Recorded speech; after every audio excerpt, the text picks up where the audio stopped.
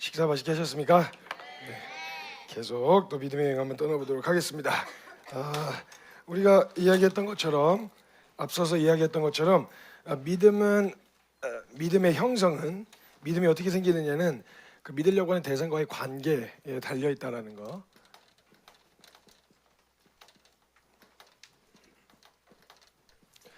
가장 중요한 게 뭐라 그랬어요? 관계라 그랬습니다. 근데 우리가 보통 신앙생활 할 때나 우리가 이제 해올 때 나를 갈고 닦는 데에만 에너지를 쏟았지 믿으려고 하는 대상이신 하나님을 살아계신 하나님을 경험하려고 하는 데다가 뛰어들고 이렇게 경험하는 일들이 이렇게 많지 않았었던. 그래서 종교 생활만 잘 수행하면 요구하는 것만 잘하면 그러면 이제 나는 믿음 괜찮다, 난 좋다, 뭐 문제 없다 이렇게 생각을 해왔었기 때문에 사실 실제적으로 여러분의 개인의 신앙생활에서 개인의 생활 가운데서 하나님의 살아계심을 믿어야 되는 순간인데 믿음이 없다는 걸 자꾸 발견하게 되고 확인하게 되는 이런 일들이 있었단 말이죠. 나를 갈고 닦는 게 아니라 하나님 경험할 수 있는 자리로 뛰어들게 되어지는 거. 제가 지금 섬기고 있는 단체가 이제 다윗의 열쇠라고 하는 단체입니다. 다윗의 열쇠라는 단체를 이제 섬기고 있는데 이 다윗의 열쇠를 시작할 때 제가 이제 중간에 이제 해외의 선교지로 선교 훈련을 받으러 나갔다가 이제 건강 문제로 돌아오게 되어졌어요. 그래서 이제 어떤 이제 조금 문제가 있었는데 제가 그 저희 집안에 이제 5남매가 있는데 5남매 중에 3명이 이제 웩 소속 선교사예요. WEC라고 국제 선교단체 소속 선교사인데 제가 그 이전에 있었던 선교단체에서 나오고 나서 이제 어떻게 살아야 되지? 어떻게 해야 되지? 하다가 사실 누가 저를 알겠어요? 뭘 아는 사람도 없고 제가 또 한 10년 동안 선교단체에만 있다가 나왔으니까 교회도 파송교회도 없고 그러다 보니까 이제 제가 어떻게 해야 될지 뭘 해야 될지 이제 잘 모르고 있는 와중에 저희 이제 형님이 아주 오래된 시니어 그 웩소속 선교사였는데 이제 추천을 해주셔가지고 제가 이제 웩소속 선교사로 이제 훈련을 받으려고 장기적으로 훈련을 받으려고 이제 중국 지하교회 성도들하고 함께 훈련하는 리더들과 함께 훈련하는 훈련 단체에 들어가게 됐어요. 그래서 이제 훈련 프로그램에 참여하고 있다가 제가 이제 갑자기 무슨 그때 조금 문제가 생겨가지고 이제 그 도저히 이제 거기서 더 훈련을 받을 수가 없는 상황이 됐어요. 이게 좀 비밀리에 진행이 돼야 되는데 저 때문에 자꾸 그 훈련 장소가 노출이 돼가지고 그래서 제가 이제 막 코피를 왕창 쏟는 이런 조금 이게 이상한 제 질환이 있었는데 그냥 이게 똑똑똑똑 떨어지는 게 아니고 꽉 이렇게 쏟아내는 그래가지고 이러다가 이제 제가 하루 1년에 그게 약간 연례 행사처럼 1년에 한두 번 정도 그러고 이렇게 혼절해서 쓰러지고 그랬는데 그때야 조금 위험했었어요. 그래서 반신불수가 이렇게 반쪽이 이제 마비가 온 거죠. 편마비가. 그래서 이제 병원에 가서 병원에서 응급실에서 눈을 떴는데 이제 괜찮냐고 그러더라고요. 그래서 괜찮다고 했죠. 괜찮으면 안 되는 거였던 거예요. 밑에서 바늘 같은 걸로 제 발을 이렇게 찌르고 있었는데 괜찮냐고 그래서 괜찮다고 그래서 그러니까 계속 이제 막 팔도 찔러보고 막 이렇게 했는데 안 되겠다 해서 학교 쪽에서 이제 돌아가라고 이야기를 한 거죠. 그때 제가 그 아르바이트 해갖고 돈 모아가지고 간신 학비 마련해서 나왔거든요. 근데 그렇게 되면 집 또 돌아가면 제가 뭘 누가 후원해 줄 때도 없고 뭐 파송해 줄 때도 없고 그러니까 제가 이제 안 된다 저 돌아가면 안 됩니다. 그럼 이제 또 다시 나오려면 또 몇 년 걸립니다. 그때 안 된다고 이 상태로 훈련 받을 수 없으니까 학비 돌려줄 테니까 돌아가라고 얘기하더라고요. 그래서 제가 막 그냥 버텼죠. 그리고 좀 그 이제 감동 작전을 펼치면서 저희 부모님이 죽어도 선교지에서 죽으라 그랬다고 저 선교사 해야 된다고 막 이렇게 했더니 거기 있는 교장 선생님이 거기 학교 담당 선생님이 그거에 전혀 감동을 안 받으시면서 그 시체 수습은 누가 하냐고 가라고 그래가지고 저를 조기 졸업을 시켜줘가지고 제가 제 그 이야기가 거기 그 지역에서 그 국제 컨퍼런스가 열렸는데 제 안건이 나온 거예요. 국제 리더들하고 회의를 하던 중에 요즘 젊은이들 선교사 헌신율이 떨어지는데 어디 그렇게 막 선교지에서 막 죽겠다고 막 이러는 친구가 있단다 이러면서 감동을 받아가지고 오히려 이상한 데 엄한 데서 감동을 받으셔가지고 그래서 학교 담당자는 감동 안 받았는데 다른 분들이 감동을 받으셨어요. 그래서 국제 총재, 그 다음에 학교 저기 큰 저기 네덜란드 쪽에 있는 큰 학교 교장 선생님하고 거기 있는 탑 리더들이 다 오신 거예요. 제가 있는 훈련 받는 데로 오셔가지고 저를 위해서 졸업식을 해주셨어요. 그분들이 그리고 나서 모든 리더들이 다 동의하기를 언제든지 어느 그 치료가 마치면 학기 중간에라도 받아줄 테니까 학교가 돌아가라 그렇게 수료식까지 해줬는데 제가 안 가기가 좀 그러잖아요. 사실은 그렇게 하고도 제가 거기서 떠나서 인도에 있는 제가 태국 치앙마이에 있었는데 인도 나갈랜드에 무슨 신학교가 있다길래 그럼 인도 나갈랜드로 가야 되겠다 해서 티켓팅을 하고 있었던 중간이었는데 그렇게 해주고 집에서 연락을 한 거죠. 조치를 취해달라고 연락을 하니까 저를 잡으러 연행하러 이제 저희 어머니하고 누님이 그 저희 있는 데로 날라오셨어요. 그래서 이제 어쩔 수 없이 한국에 들어갔죠. 들어갔는데 이제 또 완전히 길이 막혀버린 거예요. 그러니까 몇 달간 병원 그 아르바이트하면서 모아놨었던 재정을 가지고 병원을 다니면서 치료를 하려고 했는데 원인을 못 찾은 거죠. 증상은 있는데 원인이 뭔지 모르겠다. 그래서 병원에서는 조금 장기적으로 우리가 이걸 좀 연구할 수 있도록 장기적인 좀 이렇게 좀 그걸 같이 하면 어떻겠냐. 저보고 뭐 실험은 아니겠죠. 생체 실험은. 근데 이제 좀 그런 좀 특이 케이스니까 그렇게 하자 그랬는데 제가 안 한다고 하고 딱 했는데 그때부터 이제 길이 막힌 거예요. 아무것도 이제 그래서 한 석 달 정도가 그냥 속절없이 그렇게 시간이 지나갔어요. 또 얼마나 어려운지. 그래서 제가 처음에 그때 얼마나 낙심했냐면요. 선교사도 안 되나? 그러니까 주님, 난 선교사 사람들 안 갈라 그러는데 난 선교사로도 안 되나? 주님 이렇게 길을 막으시나? 이런 생각이 저에게 찾아 들어왔었어요. 그러니까 한참 어려워하고 있다가 어느 날 저 이제 신앙의 멘토 되시는 분이 이제 제 아버지신데 아버지가 그 다윗의 열쇠에 대한 마음을 주신다. 요한계시록 3장 7, 8절 말씀에 보면 7교회가 나오는데 그 중에 칭찬만 받았던 교회가 2교회, 칭찬도 받고 욕도 먹었던 게 3교회, 욕만 먹은 게 2교회 이렇게 해서 7교회가 나오거든요. 그 중에 칭찬만 받았던 교회 중에 하나가 빌라델비아 교회예요. 근데 그 교회가 칭찬을 받았던 이유가 너희가 작은 능력으로도 내 말을 지키고 내 이름을 배반하지 않았다 이렇게 해서 칭찬을 받거든요. 이제 빌라델비아 교회 그리고 다윗의 열쇠 요한계시록 3장 7, 8절 딱 이 말씀을 갖고 오시더니 이게 뭐랄까 이제 좀 그런 마음을 주신다. 교회에 대한 마음을 주신다. 그래서 이제 마지막 때는 교회인인데 이 교회에 대한 마음을 주신다 그러시는 거예요. 그래서 제가 그래서 진짜 문자 하나 안 빼놓고 어쩌라고요. 그래서 어떻게 하라고요? 그랬더니 아니 뭐 그 어쩌라는 건 없는데 그냥 뭐 다윗에서 이런 마음을 주셨다. 그러니까 그게 뭘 하라는 게 없냐? 뭘 하라는 게 없대요. 뭐 어떻게 하는 거야? 안 합니다. 뭐 누구라도 하겠지만 그냥 그런 마음을 주셨다는 거다. 그러고 나서 이제 대화가 끊겼어요. 그러면서 이제 끊기고 나서 한 일주일 정도 시간이 있는데 불편한 거예요. 불편한 거예요. 뭐가 불편했냐면 제가 선교사로 살겠다고 결정했는데 외 소속 선교사로 가는 건 괜찮은데 이건 못하는 이유가 뭔가 이게 저 안에 질문이 찾아 들어온 거예요. 똑같은 선교사인데 이건 되고 이건 안 되는 이유가 뭔가 하는 생각이 제게 찾아 들어왔죠.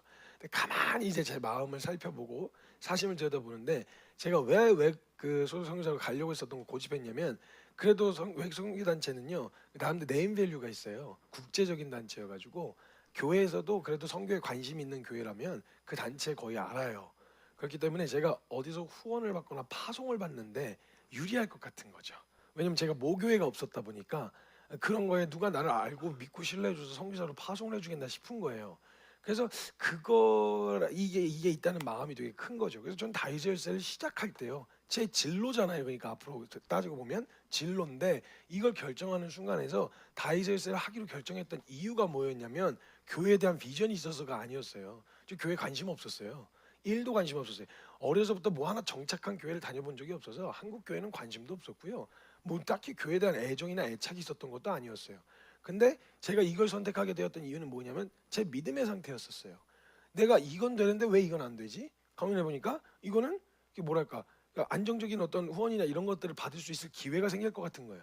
그러면 만약 내가 믿음을 써본다 그런다면 선교사로 산다는 건 믿음으로 산다는 말인데 믿음을 써볼 수 있다 그러면 어떤 환경이 더 믿음을 더 잘 써볼 수 있는 환경일까? 아무것도 안 보이는 이건 전 그래서 선택했어요. 그러니까 하나님을 경험하는 거, 하나님 살아계신 하나님을 경험하고 하나님을 시험하는 게 아니라 내 믿음을 시험하는 거죠. 내 믿음을 시험하라고 하셨던 것처럼 내가 지금 그리스도가 너희 안에 계신지 너 한번 계속 시험해봐라, 확인해봐라 했던 것처럼 내가 하나님 정말 말씀하시면 말은요, 사람들 말은 뭐 말씀하시면 할 겁니까? 말씀하시면 합니다. 해야죠. 아니 말씀하시면 해야죠. 말씀하시면 그리고 주님 말씀하시려고 하면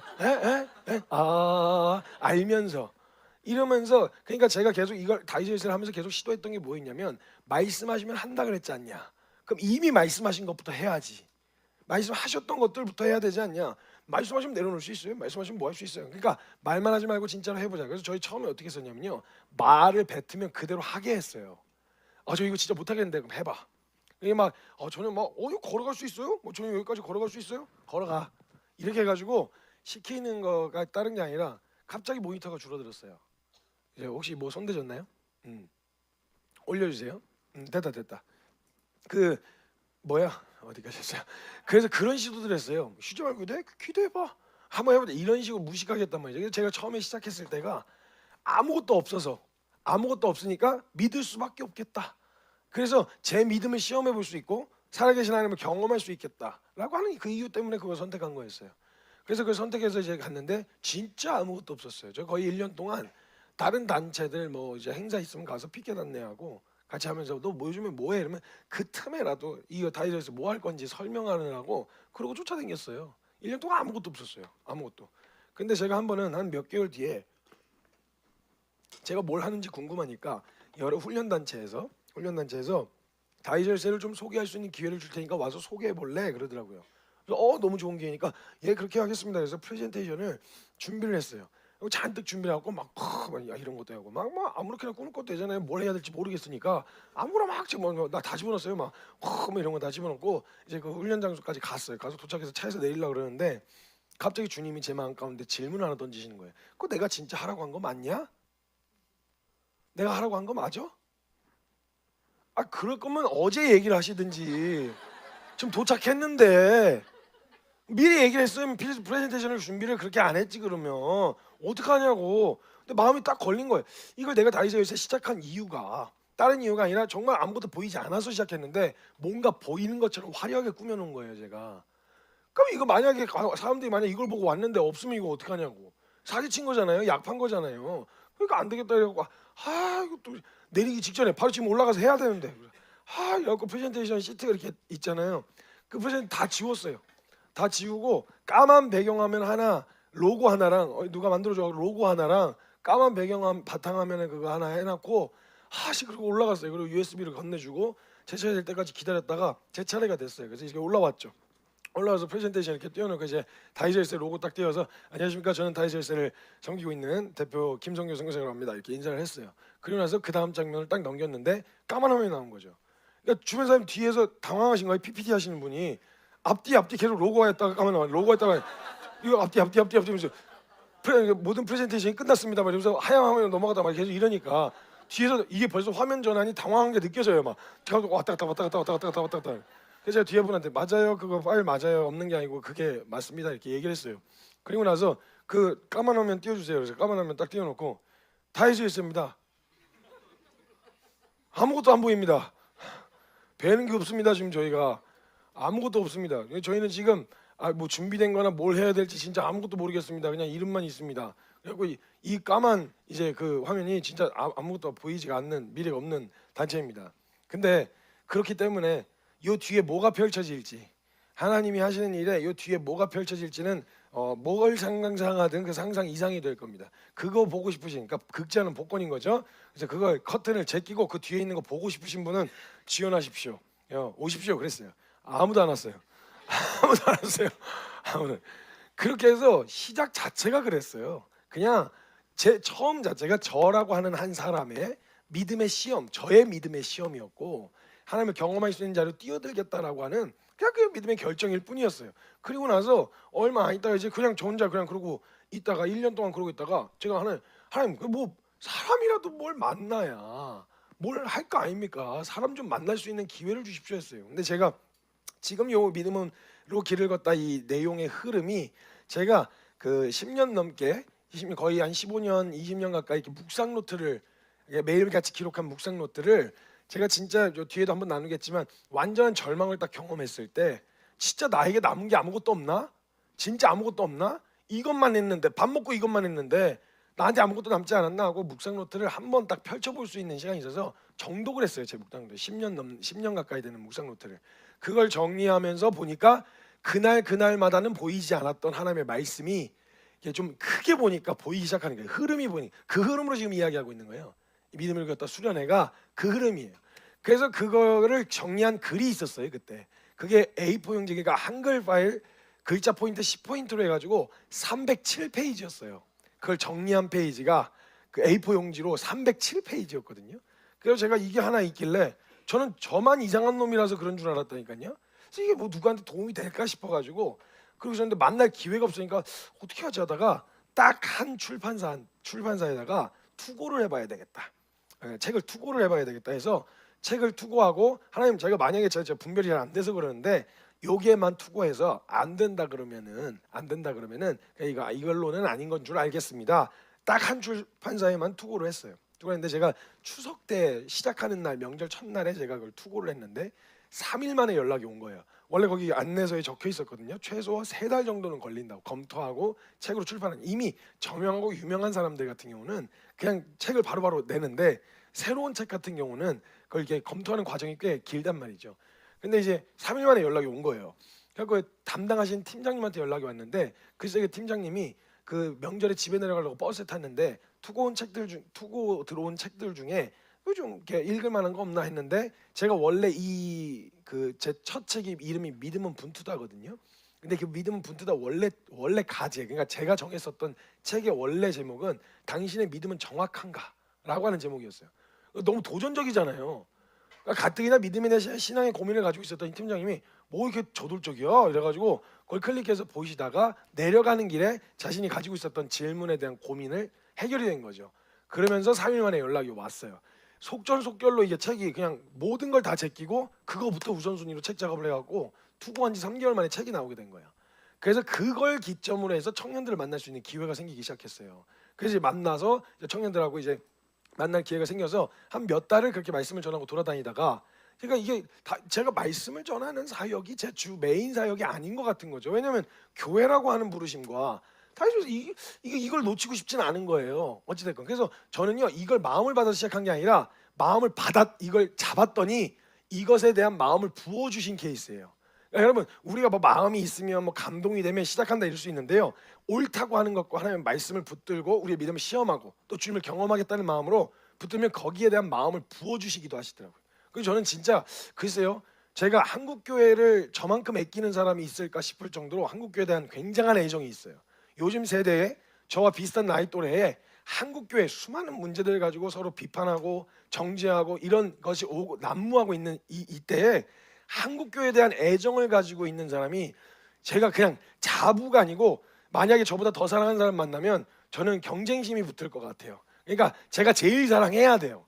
그래서 저는 그런 마음을 주님이 부어주신 케이스예요. 후에 저는 교회에 대한 마음이 없었다가 근데 이걸 놓치고 싶지 않은 거죠. 그래서 제가 딱 그 영역에서 이제 말씀을 전하고 다니다가 이것만 하는 게 답은 아니다. 우리의 정체성을 분명하게 해야 된다. 그래서 타이어세 교회 뭘까 이제 고민을 시작한 거죠. 그때 이제 약속의 말씀을 붙들고 이제 하는데 처음에는 저도 상식적인 걸음을 생각했어요. 교회니까 흔히 우리가 경험했었던 교회를 세운다 이렇게 생각하면 신학교 가서 목사 안수 받고 교회 개척한다 이렇게만 생각하는 게 자연스러운 루트였거든요.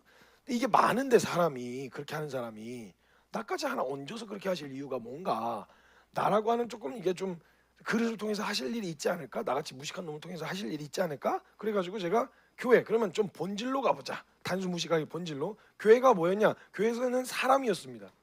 사람 그럼 교회를 세운다라고 하는 건 사람을 세운다라는 말인데 그럼 이 사람이 어떻게 세워야 교회로 세우는 것인가 했더니 저희 약속의 말씀을 봤더니 빌라델비아 교회가 칭찬만 받았던 이유가 아까 말씀드렸던 것처럼 너희가 내 말을 끝까지 지켰다. 작은 능력으로 내 말을 지켰다. 오, 하나님의 말씀에 순종하는 거구나. 하나님의 말씀에 순종하는 사람을 세워내면 그리고 그 사람을 현장에 보내면 교회 개척이네. 오케이. 그래서 제가 하나님 말씀에 순종하고 싶은 사람 오세요 그랬어요. 밑도 끝도 없이. 그래서 뭐 하는 데입니까? 질문이나 이런 것들을 쭉 추리면서 거기 적을 때 말씀에 그냥 순종하고 싶은 사람 오세요.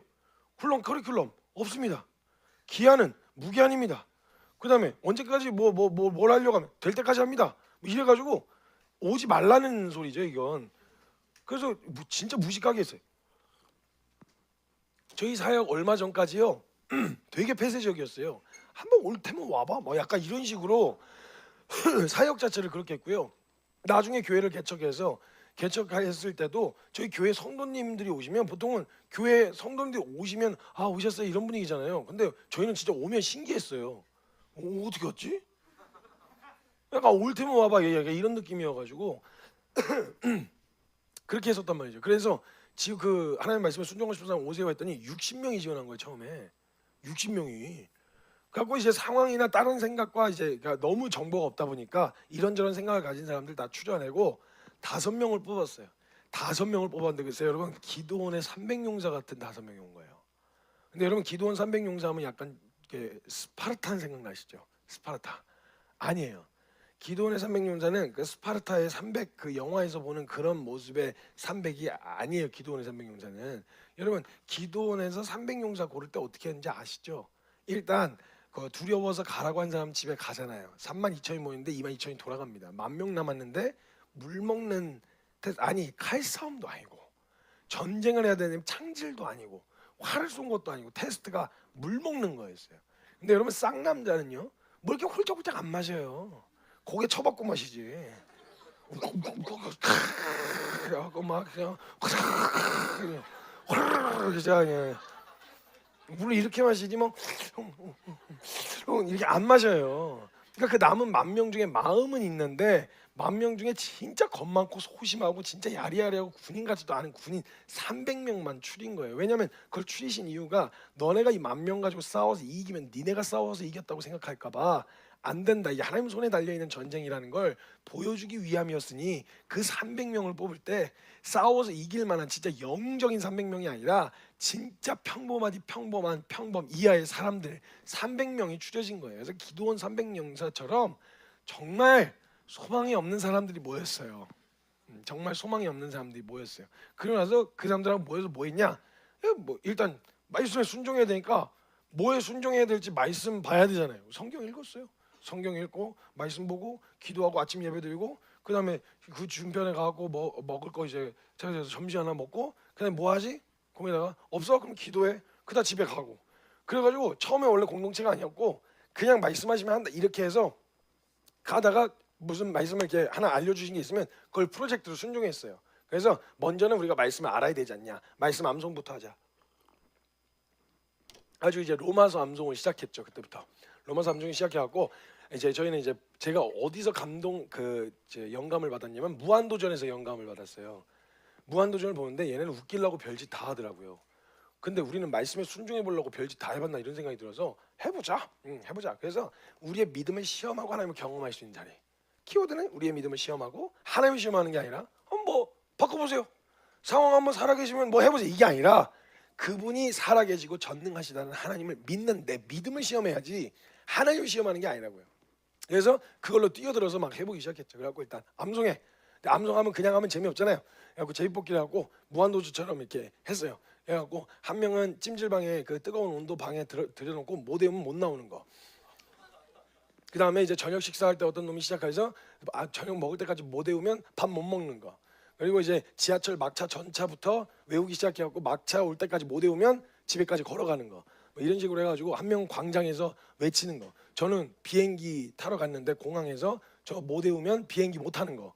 이래가지고 이제 프로젝트를 시작한 거죠. 그럼 이제 막차 이제 오기 시작하는데 막 예수 그리스도의 종 바른 사도로 부르지 말고 하나님의 복음을 위하여 택정을 있으니 이 복음을 하나님 모든 믿는 자들 그리스도 선지자들 미리 성경에 예정하시라면서 일장을 그냥 막 다다다 외우고 막 이런 거부터 시작해하고 우리가 할 수 있는 것들을 하기 시작하자 이러면서 막 부딪히기 시작했어요.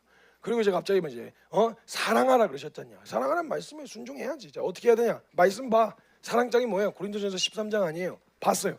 봤더니 딱 보니까 사랑이라는 게 사랑할 만한 사람들 사랑하라는 게 아니라 사랑 안 되는 사람 사랑하라는 거구나.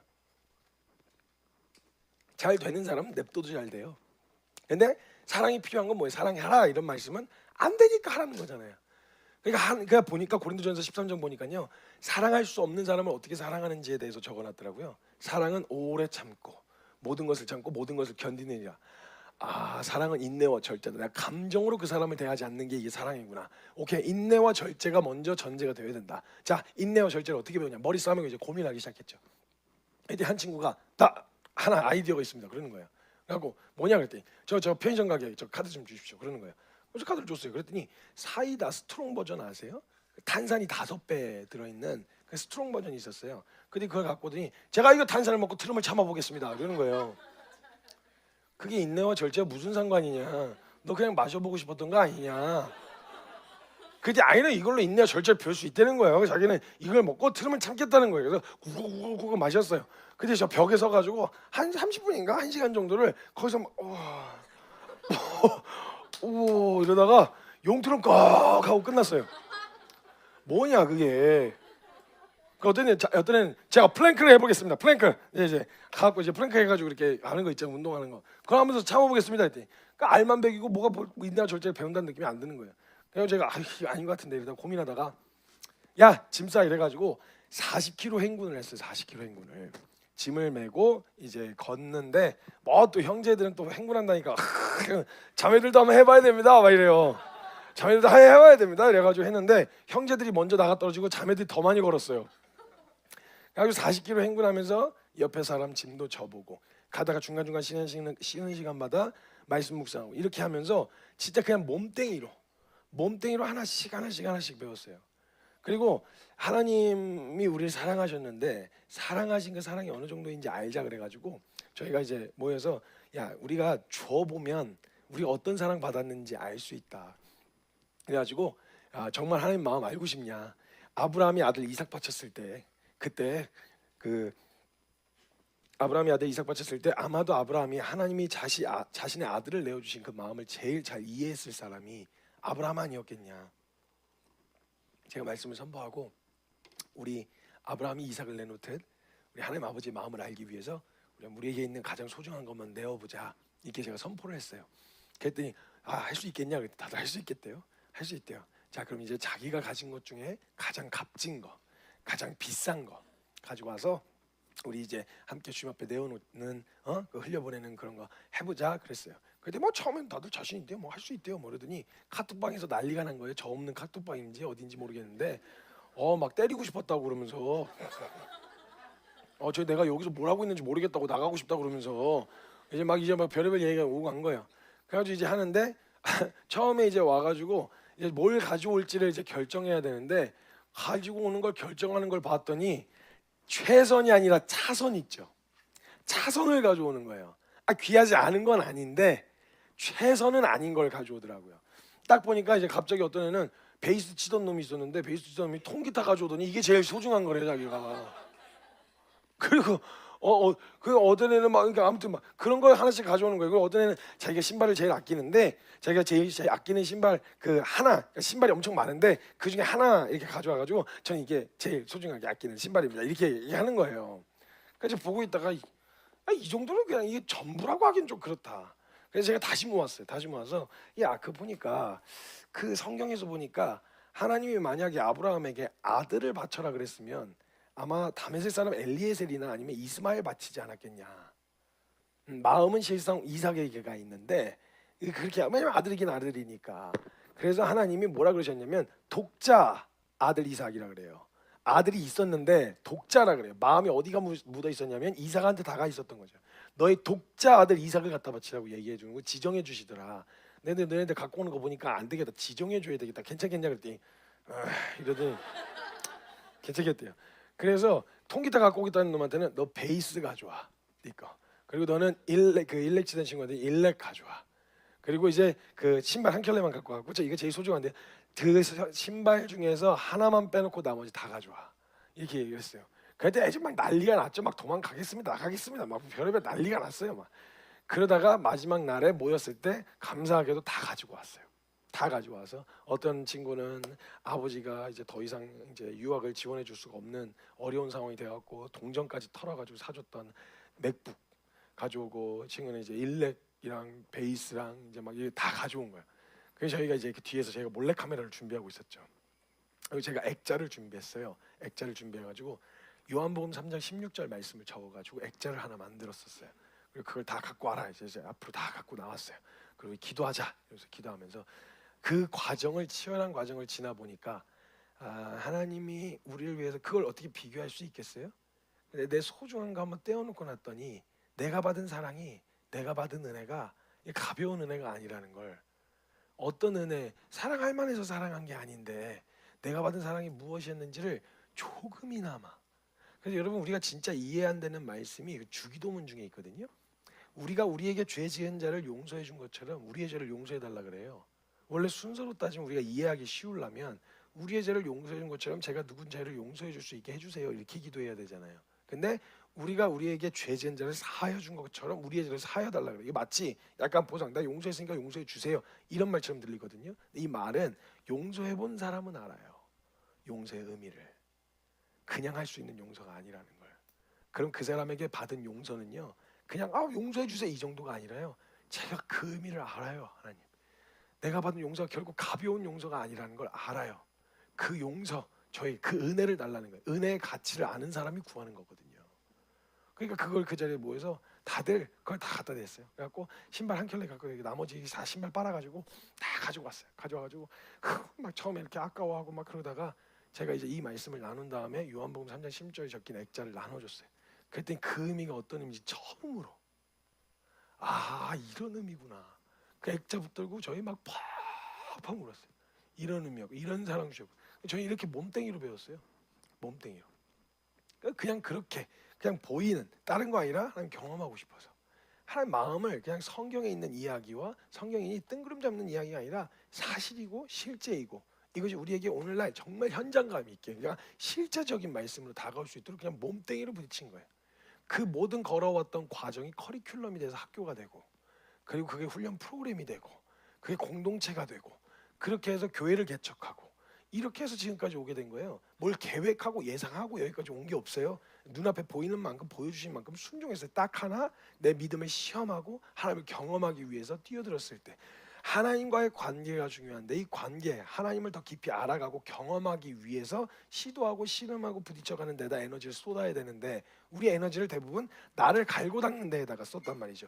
나를 개발시키고 나를 갈고 닦아서 내가 하나님의 요구하시는 그런 어떤 기준, 내가 하나님이 기뻐하시고 이런 정도면 믿음이라고 봐주시겠지라고 생각하는 그 정도의 그런 어떤 걸 가지려고 갈고 닦으니까 고단하기만 고단하고 하나님과의 관계는 깊어지지 않으니까, 그게 내가 에너지가 빠지고 힘이 빠지고 나면 뭔가 동기부여가 더 되지 않으면 그걸 유지할 수가 없었던 거예요. 그러니까 믿음은 내 편에서 내 의지로 만들어내는 게 아니라, 내가 믿어야 돼 이게 아니라 관계를 통해서 상호작용인 거예요. 상호작용. 관계, 상호간에 이루어지는 일이라는 거예요. 그래서 여러분, 서로가 신뢰가 되어지고 되면요, 이쪽 편에서 이쪽에게 믿음을 주는 거고요. 그러니까 그래서 믿음은 선물이라고 말하는 게, 저쪽에서 믿음을 줘야 돼요. 믿을 만한 대상이라는 걸 알려줘야 되잖아요. 그러니까 믿음은 내 의지로 만들어내는 게 아니라 이쪽에서 받는 거예요. 그러니까 어떻게 나중에 표현하냐면, 저 사람은, 저 대상은 믿음이 간다. 믿음이 가. 신뢰가. 이게 이렇게 표현할 수 있게 되어지는 건 뭐냐? 내 의지 때문이 아니라 그 대상이, 이 대상이 신뢰할 만한 대상이 되어질 수 있는 그 믿음을 이쪽에서 주는 거예요. 상호작용으로 받게 되어지는 거죠. 그래서 나를 한번 설득해봐, 내가 믿어줄게, 뭐 이런 의미가 아니라, 이 믿음이 형성되어지는 관계는 절대 일방적으로 이루어지지 않아요. 관계가 일방적으로 이루어지면 그건 폭력이 됩니다. 그래서 관계는 쌍방 안에 이루어져야 되는 거예요. 알려주고 싶어도 알고자 하지 않으면 폭력이 돼요. 그죠? 근데 그러니까 알려주고 싶을 때 알고 싶어야 이게 상호작용이 일어난단 말이죠. 그러니까 주님 말씀하신 거예요. 나를 찾는 자들이 나를 만날 거라고. 그래서 그걸 멱살 잡고 가실 수는 없는 거예요, 사실은. 그래서 일방적으로 이루어지면 상대방을 불쾌하고 무섭게 하고 두렵게 만드는 거예요. 그래서 하나님도 억지로 나올 수밖에 없도록 만드신 게 아니라는 거죠. 그러니까 자원해서 하나님 앞에 나올 수 있게 하신 거예요. 자유의지를 주셔서 자원함으로 나올 수 있게 해주신 거죠. 집착하면 어떻게 되냐면 스토커가 돼요. 스토킹이 되는 거예요. 여러분, 스토킹 얼마나 부담스럽겠어요, 그죠? 스토킹이라도 받아보고 싶으세요? 그런 관심이라도? 표정들이.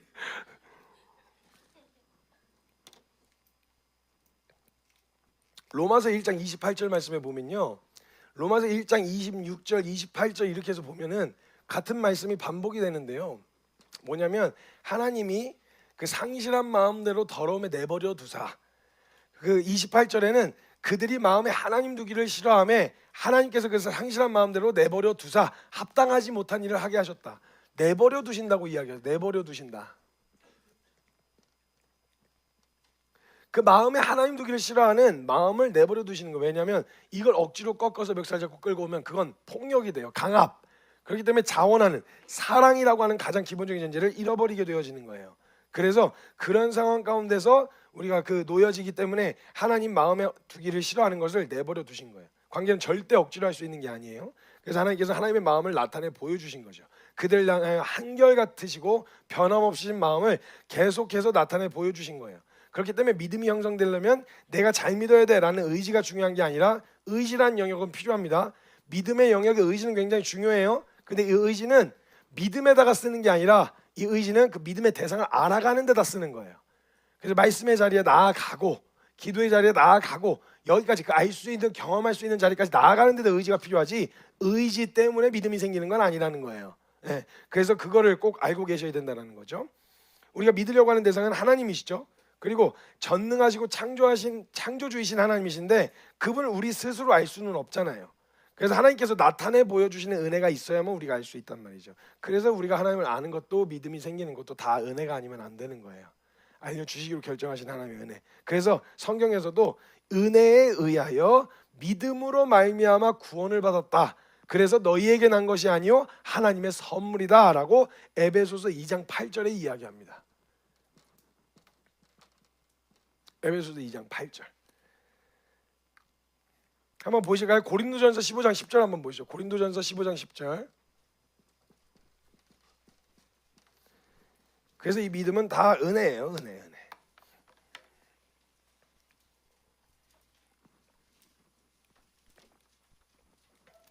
읽겠습니다. 고린도전서 15장 10절 시작.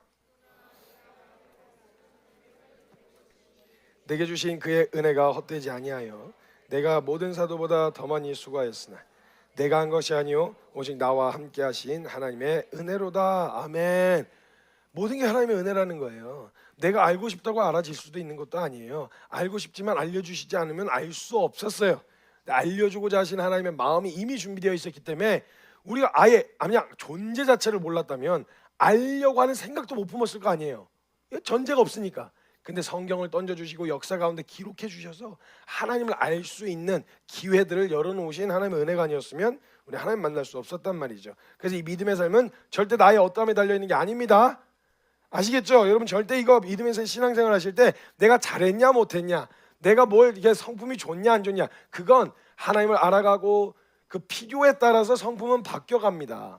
내가 정말 하나님 사랑하고 하나님이 내가 맡은 일에 정말 유한 성품이 필요하다 그러면 만들어져 가요.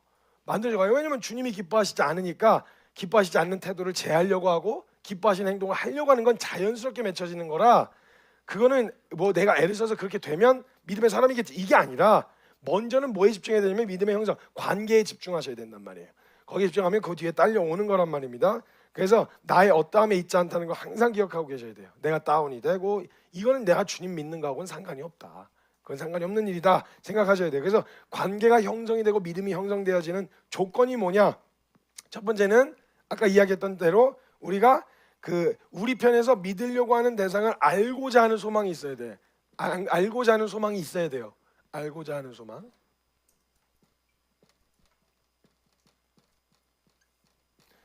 우리가 알고 싶어야 돼. 근데 안 알고 싶은데 계속 알려주면 제가 말씀드렸잖아요. 안 궁금해, 안 물어봤어 이렇게 된다고요. 알고자 하는 소망이 우리 안에 있어야 되고 두 번째는 뭐냐? 알려주시고자 해야 돼요. 알려주셔야 돼요.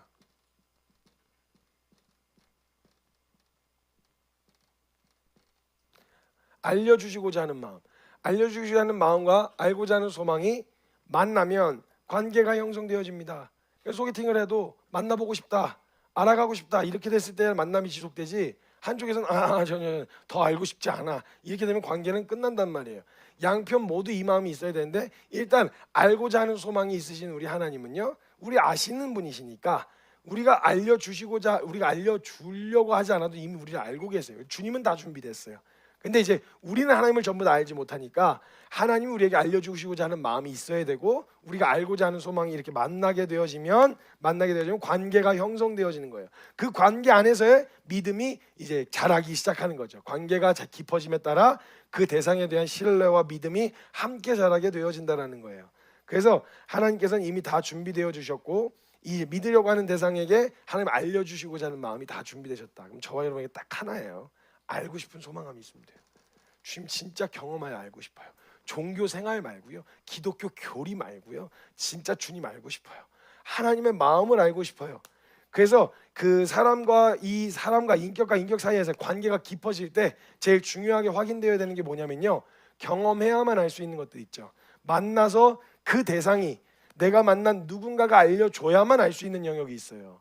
그 사람에 대한 나이, 사는 지역, 뭐 위치, 정보 이런 것들은요 나 혼자 알 수 있는데요, 나 혼자선 절대 알 수 없는 영역이 뭐냐면요, 그 사람의 의중, 그죠? 본심, 생각, 마음, 눈에 보이지 않는 영역이죠. 이건 그 사람이 자신의 마음을 열고 알려주고 의중과 본심과 생각을 나타내 알려줘야만, 그래야만 알 수 있는 영역이잖아요. 이거는 관계 안에서 경험을 통해서만 알 수 있어요. 그래서 진짜 깊은 관계는 요거를 읽을 수 있어요. 그렇죠? 그래서 제가 한 진짜 너무 멋있는 분을 한번 봤었는데, 어떤 회장님의 비서였어요. 회장님 비서였는데 희한하게 이 회장님이 중요한 미팅인 자리인데 자기가 못 나가게 되는 상황이 되면 다른 이사들이나 다른 사장님들을 보내시질 않고 비서를 보내신대요. 비서를 보내시는데 거기 가서 결정권, 어느 정도의 결정권을 주고 보내면요, 거기서 이런 상황이 돼가지고 이렇게 결정하고 처리하고 왔습니다. 그랬더니 그러면요 회장님이 나라도 그랬을 것 같아. 이렇게 그런 상황에서 이 회장님이 어떤 결정을 할지 그 파악을 하고 있는 거예요. 이분이 같이 옆에 계속 붙어 있으니까. 그러니까 정말 관계가 깊어지고 서로 신뢰하는 관계가 되면요, 다른 걸 읽는 게 아니라 요거를 읽어요. 성경에 드러난 하나님의 마음과 의중과 본심과 생각을 읽는다고요. 표면적으로 드러나는데 그냥 텍스트만 보면 보이지 않는 느낌이라는 게 있잖아요. 잘한다. 텍스트만 보면 잘한다인데 이게 어감과 뉘앙스와 이게 그 액센트에 따라 좀 달라지잖아요. 느낌이. 잘한다. 이 잘한다는 말이 아니잖아요. 그러면 잘한다 그랬어, 잘한다 그랬어 이렇게 이해하면 진짜 제대로 모르는 거죠. 그리고 이제 부모님이 가끔 너무 화가 나갖고 열받으셔가지고 아들내미한테 나가 이 자식아, 너 밖에다 꼴도 보기 싫어, 나가. 이러고 기어 나갔다. 뒤지게 맞는 거예요. 그러면 맞는 거예요. 그 나가란 말이 나가란 말이에요? 아니죠. 싹싹 빌고 다신 그러지 말아라 그 얘기잖아요. 근데 저도 그랬다가 한번 뒤지게 맞았잖아요. 제가 한번 글쎄 나 진짜 그것도 한번 잘못한 게 있었네요. 그 어머니 지갑에 손을 댔었어요. 어머니 지갑에 하필 공과금을 이렇게 해놓으셨는데, 공과금을 이렇게 뽑아 놓으셨는데 제가 어머니 지갑에 손을 대가지고, 그때 10,000원이면요 오락실에서 하루 종일 놀 수 있었거든요. 그 10,000원짜리 하나를 뽑아가지고 친구들 막 돈가스 치킨 피카츄 돈가스니 뭐 이런 거 해가지고 막 사주고 막 이렇게 한 거죠. 근데 이제 어머니가 뭐가 좀 비는데 이렇게 하다가 막 공과금을 내러 갔다가 오셨는데 30,000원이 빈다는 걸 아신 거죠. 저희 이제 형님을 제외한 저희 누님들을 소환하셨어요. 그래서 소환해서 한 명씩 불러서 손 댔냐? 당연히 안 했다 그랬죠. 안 했는데요. 저 안 했어요. 이렇게 했는데 저희 누님들이 좀 날카로워요. 아주 예리해요. 근데 제 옷을 이렇게 했는데 지갑에 몇천 원이 남아 있는 걸 본 거죠. 그래서 이거 어디서 났냐고 저한테 추궁을 한 거예요. 그래서 뭐 친구네 엄마가 용돈 줬다고 이러면서 거짓말을 한 거예요. 근데 나중에 이제 확인하고 캐냈더니 제가 손댄 게 이제 밝혀지게 된 거죠. 그래서 저희 어머니가 얼마나 화가 나셨는지 그냥 막 배신감에 너무 화가 나셔가지고, 옛날에 그 이만한 전화기 수화기 아세요? 그 무선 전화기 그 이렇게 된 거 안테나 붙잡고 머리를 팍 나가!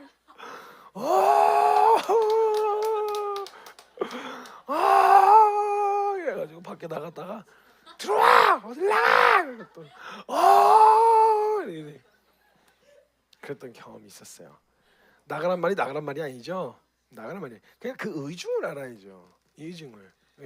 그 자매님들, 그 남자들은요 그 말의 의중을 이렇게 파악하는 게 센시티브하지 않아서요 고지고대로 받는 경향이 있어서 그냥 얘기 편하게 해주셔야 돼요. 안 그러면 못 알아들어요. 그래서 나 친구들이랑 어디 갔다 와도 돼? 가. 아싸 이러고 가면 이제 그때부터 고생한다. 가. 간다 진짜. 간다고. 진짜 가. 그럼 이제 가잖아요. 그러면 진짜 간다고. 이런 식으로 나오는 거예요 이제.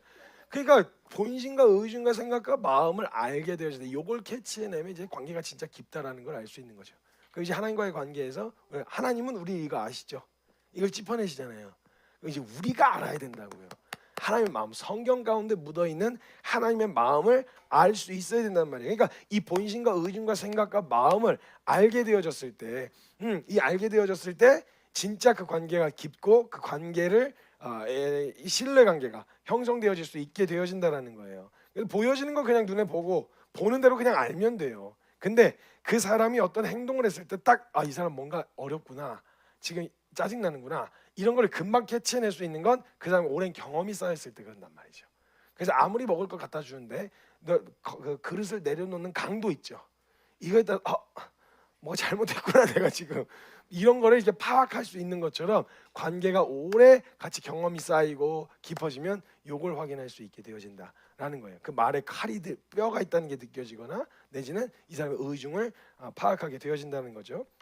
그래서 제일 중요한 게 뭐냐면 관계에서 가장 중요한 걸 뭘 알아야 되냐? 하나님에 대한 관련된 정보를 아는 게 아니라 요걸 아는 게 중요합니다. 요걸. 그래서 성경에 보면 왜냐면 사람도 그렇지만 모두가 한 인격이라면 사람 외형적으로 보이는 게 중요한 게 아니라 그 마음의 생각이 어떤지가 중요해요. 왜냐면 그게 진짜 그 사람이거든요. 잠언 23장 7절 보시겠어요? 잠언 23장 7절. 잠언 23장 7절.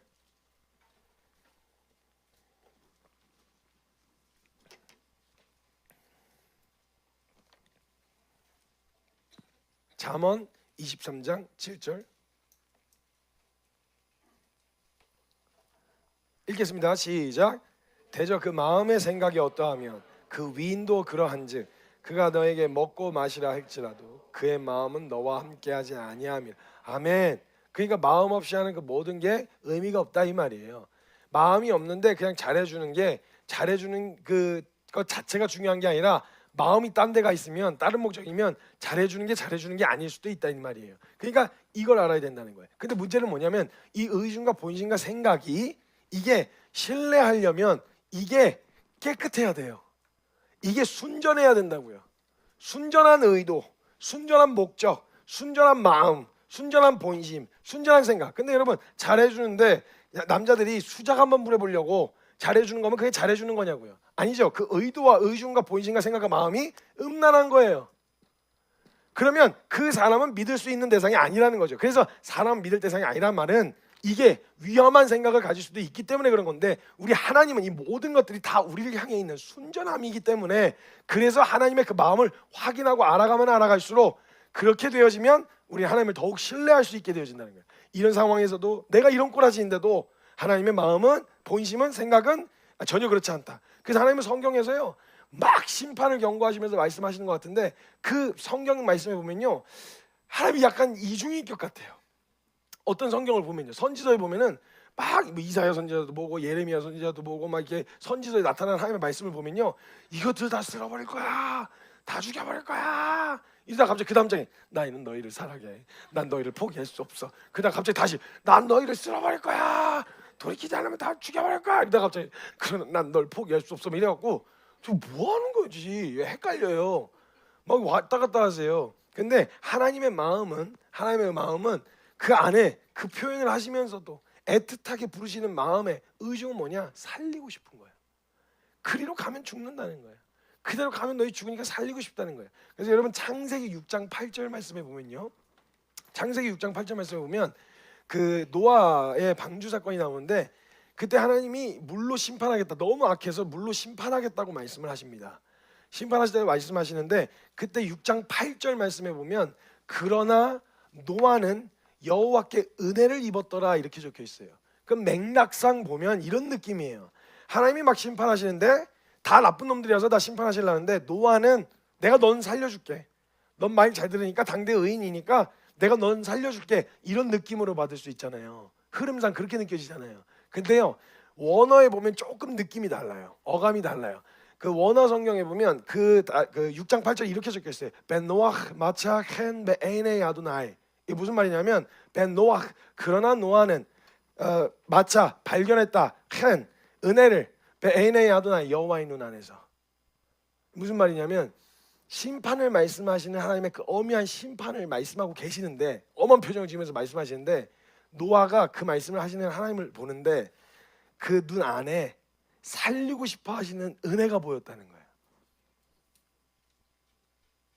그래서 그러나 노아는 여호와의 눈 안에서 은혜를 발견했다.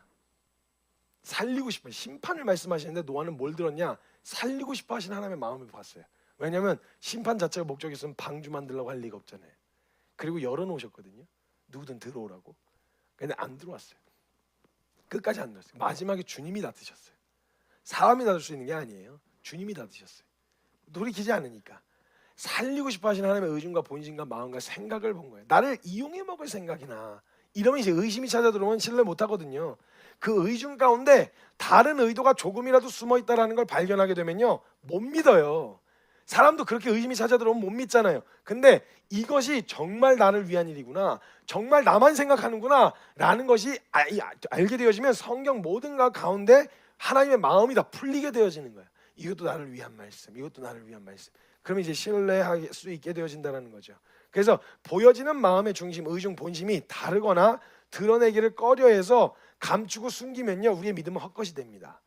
왜냐하면 이런 줄 알고 믿었는데 의중이 다른 의도를 가지고 있었어. 나는 순수하다고 생각했는데 이 사람은 다른 의도, 그러니까 수작을 부리고 있었던 거죠. 이렇게 되면 내 믿음은 이제 헛것이 되는 거예요. 그럼 내가 그 사람을 신뢰했을 때 이런 의도일 거라고 신뢰를 했다면 순수해야 그 믿음이 확실한 보상을 얻게 되어진다는 거예요. 그래서 이 마음을 알게 되어지는 게 중요한데, 이 마음이 만약에 더럽다 아니면 순수하지 않다 이렇게 되어지면요, 그 사람과의 관계를 더 유지하지 않고 끊어져 버려요. 그걸 확인하게 되면. 근데 알아가면 알아갈수록 순수하고 그 의중과 본심을 경험할수록 다른 의도가 없다라는 걸 확인하게 되어지면 더욱 더 신뢰하게 되어지는 거죠. 관계가 더 깊어질 수 있게 되어지는 거예요. 그래서 사랑이라고 하는 건요, 마음으로 비롯되어 나오는 영역이기 때문에요, 여러분 이게 적극적으로 표현하지 않으면 이게 몰라요. 물론 감정적으로 이제 호감이 있을 때는 막 이렇게 좋아하는 게 티가 나긴 하는데, 진짜 사랑이라고 하는 건 마음 안에서 일어나는 일이기 때문에 표현을 해야 됩니다. 그래서 사랑은 적극적으로 표현해야 돼요. 특히 이제 뭐 결혼하시는 우리 형제님들 같은 경우, 자매님들이 항상 그런 걸 확인받고 싶어 하거든요. 사랑을. 그러니까 표현을 해줘야 돼요. 그래서 가끔 물어보잖아요. 자기야 나 사랑해. 물어보잖아요. 그럼 답은 뭐예요? 사랑해. 답이 그거잖아요. 거기서 끝나면 좋잖아요, 그죠? 거기서 끝나면 참 좋은데 하나 더 묻잖아요. 그럼 왜 사랑해? 나 왜 사랑해? 뭐 이런 식으로 물어요. 씨, 그 이제 남자 인생의 이제 최대치고의 딜레마에 빠지게 되는 거죠. 뭐라 대답해 거기서? 답이 뭐야 도대체? 듣고 싶은 답이. 그래서 그 머리를 쥐어짜내다가 뭐 이거 따로 기분 좋으라고 뭐 예뻐서 이렇게 하면, 그럼 거기까지 듣고 기분 좋게 끝나면 되잖아요. 그러면 이제 다른 것도 확인하고 싶은 거죠. 그럼 나 못생기지면 안 사랑하겠네. 이런 거 있잖아요. 그러니까 사람이 사랑을 원할 때요, 되게 순전한 사랑을 원하거든요. 성경에서의 사랑. 모든 사람이 다 그래요. 그러니까 내가 이뻐서라고 하는 조건이 없어져도 여전히 날 사랑할 거냐는 거예요. 이거 확인받고 싶은 거거든요. 근데 진짜 그 마음과 의중과 본심에서 그런 사랑으로 날 사랑한다는 게 확인되면요, 그 대상은 믿고 맡기기에 충분하겠죠. 신뢰의 대상이 될 수 있게 되어진다는 거예요. 그래서 하나님은요, 거짓 없이 그분의 마음을 우리에게 나타내 보여주셨어요. 우리의 그분을 알기를 원하셨고 하나님 그걸 알려주고 싶으셨어요.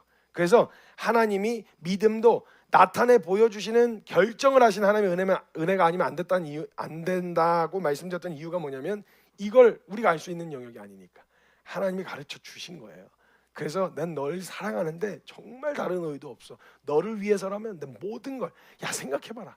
자신의 아들을 아낌없이 내어주시니까 그 아들과 함께 다른 모든 걸 다 내어주시지 않겠니? 너를 위해서라면, 그러면 반대로 말하면 뭐예요? 너에게 해가 될 수 있다면 너가 아무리 구해도 난 들어줄 수가 없다, 이 말인 거죠. 우리에게 정말 좋은 것과 필요한 것을 주시려고 하시는 하나님 아버지의 마음이라는 거예요. 근데 문제는 우리가 죄인이라는 거죠. 우리가 아니 하나님은 정직하게 하나님의 마음을 나타내 보이면 의도 자체가 너무 순수하기 때문에 사랑 그밖에 없거든요. 모든 게 우리를 향한 사랑이에요. 근데 문제는 우리는 이런저런 잡스러운 여러 가지 이런 의도와 목적들이 뒤죽박죽 섞여 있는 거죠. 하나님과의 관계에서 에덴 동산에서는 가능했어요. 순전한 관계가.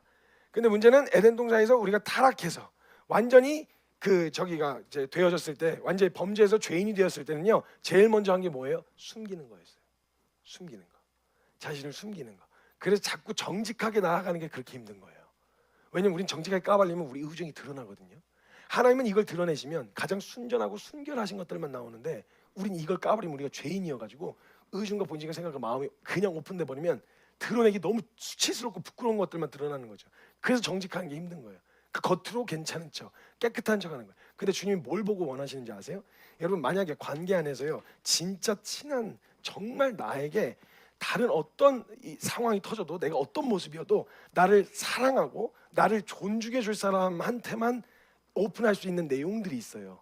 예를 들면 진짜 자신의 수치, 진짜 자신의 부끄러움, 약점, 이건 절대 신뢰하지 않으면 못하거든요. 그래서요, 우리가 정직하게 얘기해봤자 깨끗한 게 나오진 않지만 하나님은 그래도 정직한 걸 원하시는 이유는 뭐냐? 너가 나를 믿고 내 의중과 이걸 신뢰함으로 너를 정직하게 겉으로 포장하고 깨끗하게 나온 게 아니라, 깨끗한 척하고 나온 게 아니라 정직하게 너의 마음을 오픈하는 거, 이거 자체를 정직으로 봐주시는 거예요. 그래서 상한 심령을 기뻐하세요. 정직한 심령을 기뻐하시고 상한 심령을 기뻐하시는 거예요, 하나님이. 왜냐면 그걸 정직하게 인정하고 오픈한 거거든요. 그 주님은 그걸 보시는 거예요, 다른 거보다. 그래서 그걸 기뻐하시고 하나님이 그걸 원하신다라는 거죠.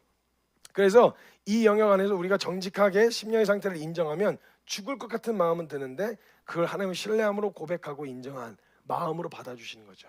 그래서 하나님께서 그걸 교정해 주시고 알려주시고 또 그걸 마음으로 이렇게 받아주시는 그런 일들이 일어나는 거죠. 그래서 믿음으로 시작하는데 가장 중요한 태도는 뭐냐? 주님이 그러하셨듯, 물론 우리의 심령은 부패하고 패역해서 끄집어내기 부끄럽지만 하나님께서 그렇게 있는 모습 그대로 나오길 바라셨어요.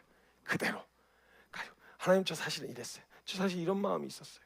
솔직히 이래요. 두려움이 있어서 그래요.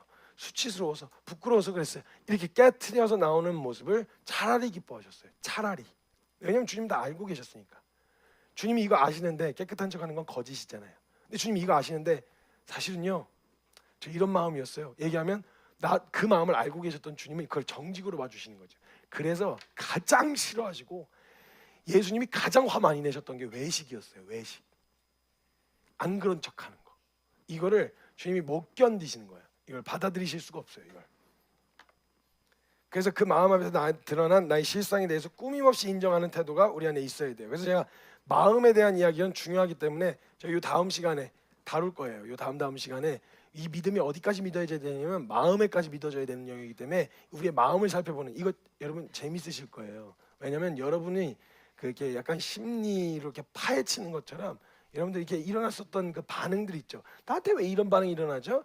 이런 것들을 이렇게 하나씩 찾아내가는 작업이거든요. 왜 안 되지? 이게 왜 안 바뀌지? 왜 안 되는 거지? 이런 것들을 찾아내는데 이게 마음의 문제였었거든요. 이거를 이제 하나씩 찾아내는 작업할 텐데 그건 한 번 더 이제 좀 깊이 나누기는 할 텐데 어찌 됐건 하나님은 정직하게 나오는 걸 기뻐하세요. 의사에게 병을 숨기는 이상한 환자는 없잖아요. 그것처럼 주님은 정직하게 인정하고 나오기를 원하신다라는 거예요. 그래서 있는 그대로 깨트리고 인정하고 나아가야 돼요. 그렇게 나오길 바라고 계시는 거죠, 주님이. 자, 여러분들 자매님들 질문 한번 해볼까요?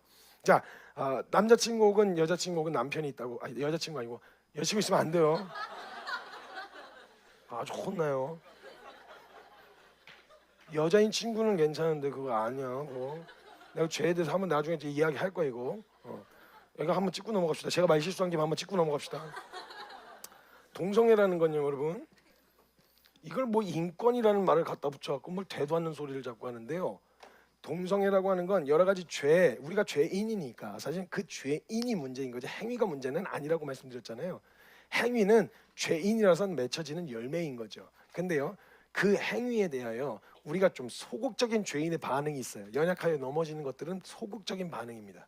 근데 아주 적극적으로 죄인의 정서와 반응에 충실해서 하나님에 대하여 대적하기로, 알면서 대적하기로 결정해서 적극적으로 하나님 말씀에 반역하는 몇 가지 행위에 대해서는 주님이 절대 양보 안 하시거든요. 예를 들면 바벨탑, 하나님 되려고 하는 거 절대 양보 안 하세요. 이건 절대, 이거 넘어가 버리면 안 되니까. 바벨탑 같은 건 주님이 그냥 내버려 두시지 않죠. 직접 개입을 하십니다.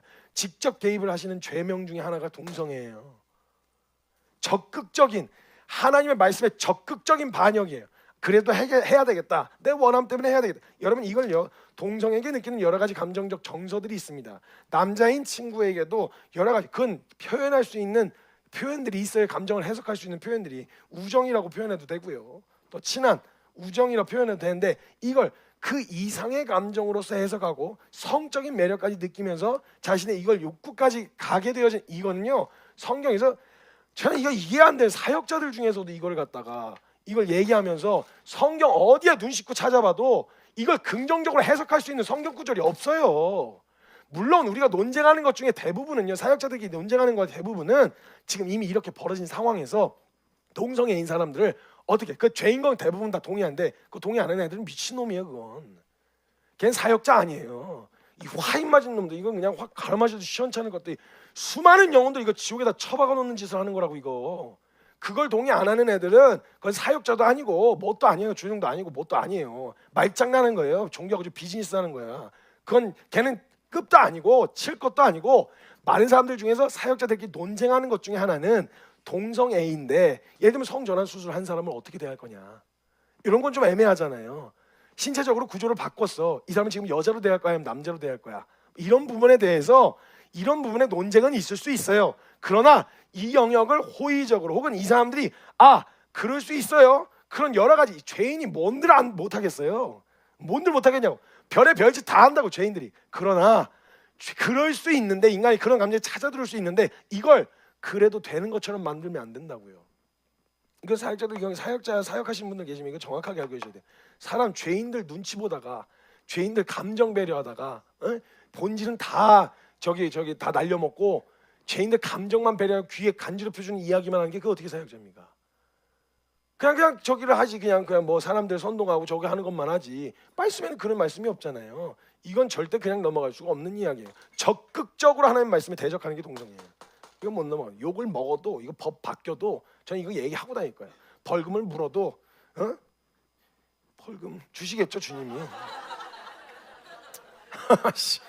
얘기하고 다닐 거예요 저는. 별의 욕 엄청 먹었어요 저 이거. 동성애 한참 난리칠 때 그때 한번 올렸다가, 영상 올렸다가 욕 엄청 먹었어요.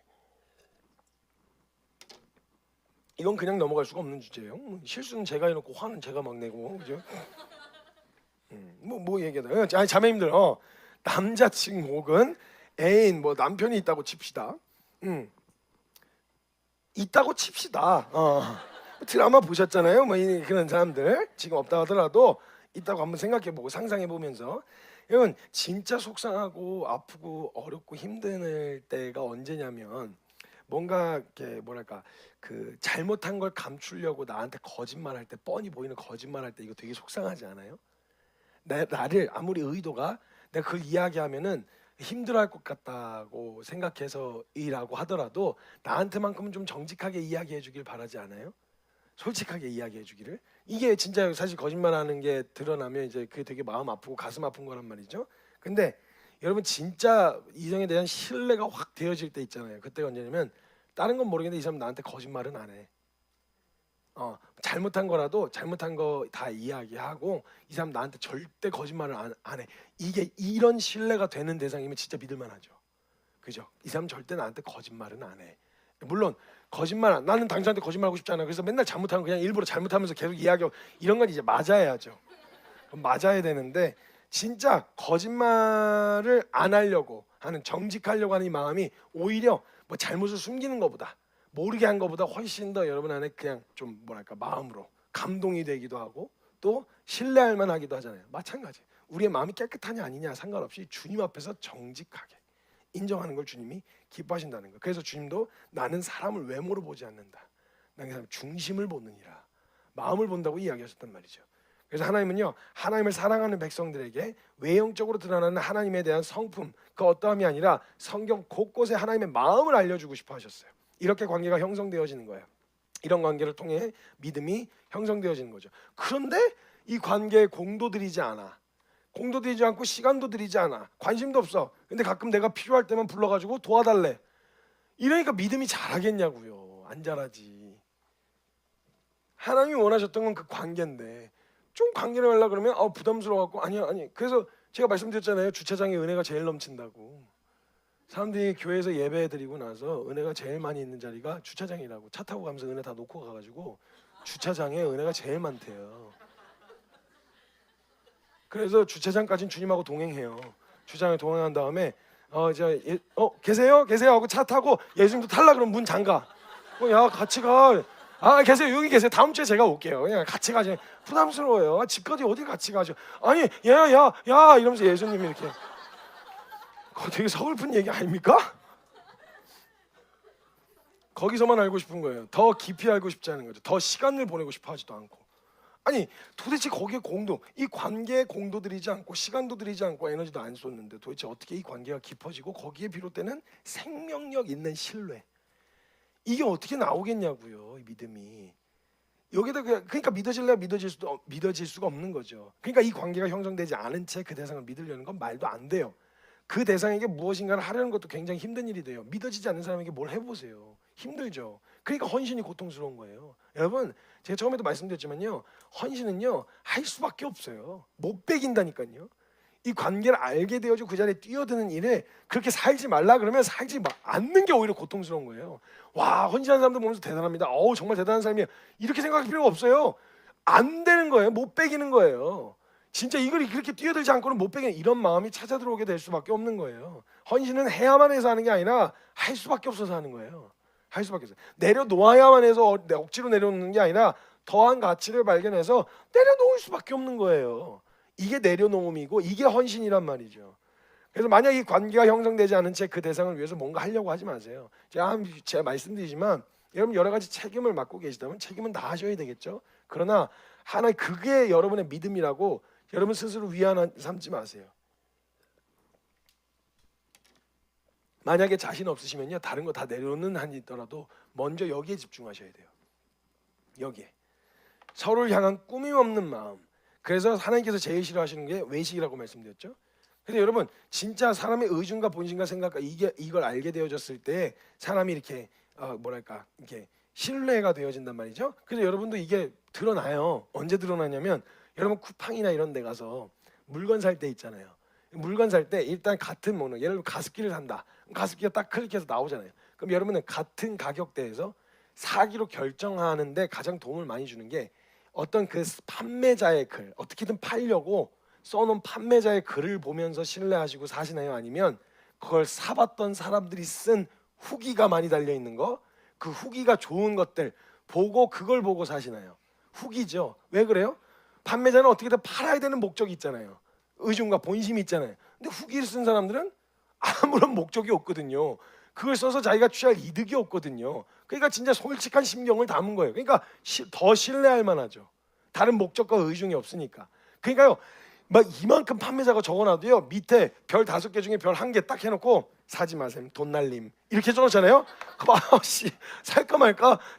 아니 이건 완전히 판매자의 글만 보면 사야 돼. 근데 거기 댓글에 한 2-3개만 별 하나 주면서 사지 마세요, 돈 날림, 돈 버렸으면 이렇게 써놓잖아요. 그러면 못 사겠어.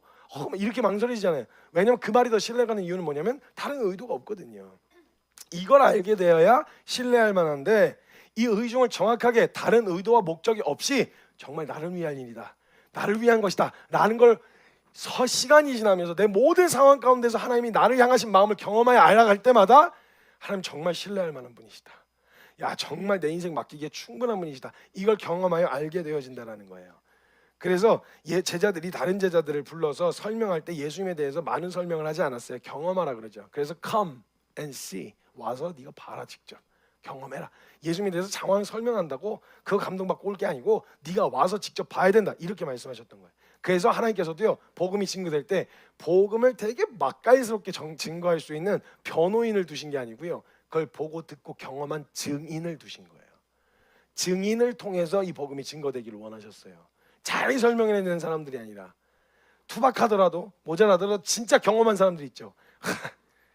하나님 살아계셔, 하나님 살아계신다고 이걸 직접 경험하면요, 그다음부터 별로 고민할 게 없어요. 저희가요, 하나님 살아계시면 경험하겠다고 광야의 생활을 선택했어요. 처음에 공동체로 살기 시작하면서 광야.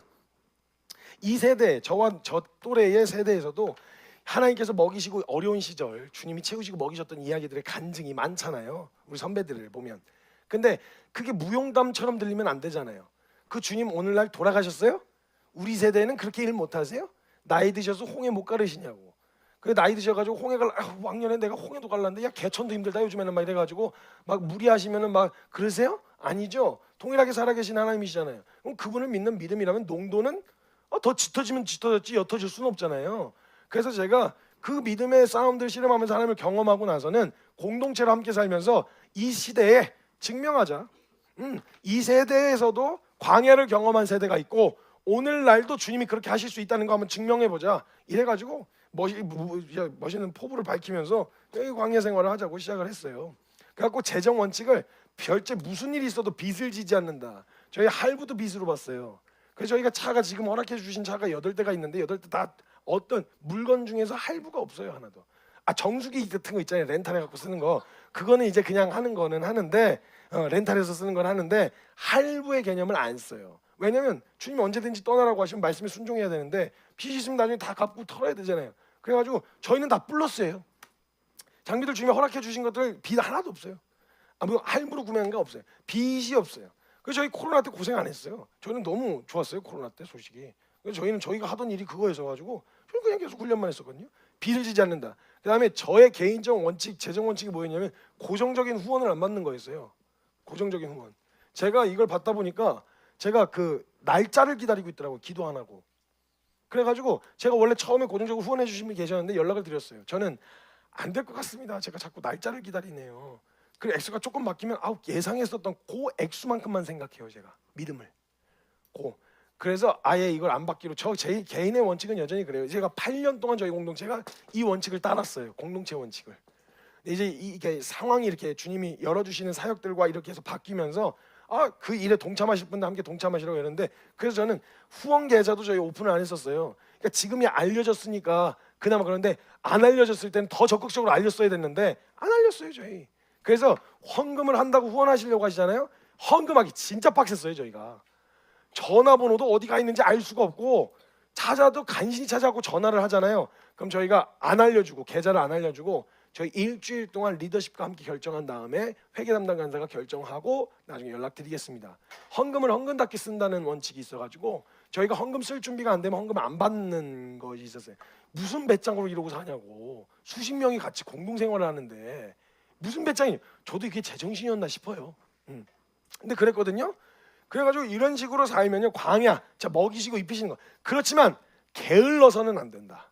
우리가 하나님 나라를 위해서 힘써야 되겠죠. 우리가 그냥 일하기 싫어가지고 뭐 하나님 주시겠죠, 뭐 채워주시겠죠, 뭐 이런 건 안 되죠. 게으른 건 맞아야 되고 빠따질 해야 돼. 진짜 세게. 게으른 건 안 돼요. 게으른 건. 그러나 하나님 나라를 위해 모든 열정을 쏟고 주님 나라를 위해 달려갈 때 주님 돌보시고 살피시고 책임지신다는 걸 증명해야 했어요. 그래가지고 저희가 그 상황, 이런 상황에 놓여 있다 보니까 뭐 이게 사실 위기라면 사람들이 볼 때 어떻게 먹고 사냐, 어떻게 먹고 살아, 이게 다 걱정이었거든요. 근데요 진짜 신기한 게 뭔지 아세요? 저희는요 조주밀로 5만 번 응답받은 기도가 부럽지가 않아요. 주님 진짜 먹이셨어요. 여러분 저희 저기 중에서 공동체 멤버 중에서 제일 영빨이 탁월한, 기도하면 그대로 이루어지는 직책이 뭐냐면 대표 아니에요. 주방장이에요. 기도한 그것을 주세요 주님이. 진짜 메뉴까지 정확하게 주세요. 메뉴까지. 한 번은요 어떤 친구가 맨날 저희가 이제 나눠서 먹으니까 저희도 뭐 햄 몇 개, 고기 몇 개 뭐 이런 식으로 나눠서 먹거든요. 이게 뭐가 들어오면. 근데 어느 날 이제 고등어를 좋아하는 친구가 있었는데 이렇게 토막난 고등어를 이렇게 하나씩 먹으러 하는데 고등어가 너무 좋은 거예요. 그래서 고등어 토막난 거 말고 한 마리 통째로 먹고 싶다. 한 마리 한 사람당 10마리씩 먹고 싶다. 그래서 고등어 300마리를 구했는데 그래서 마당에 냉동 고등어가 300마리가 와 있는 거예요. 그런 상황 터지잖아요. 그럼 저희는 이제 야 이거 어디서 온 거야? 이렇게 안 해요. 야 누가 기도했냐? 너 영빨 좋다? 고기 구해라 고기. 고기 해라.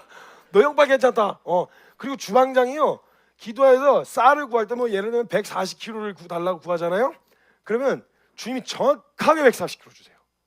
거기다가 약간 주님은 나는 너희를 더 살피는, 너희가 구하는 것 그 이상을 주는 사람이 하면서 주님 플러스 20kg를 더 주세요.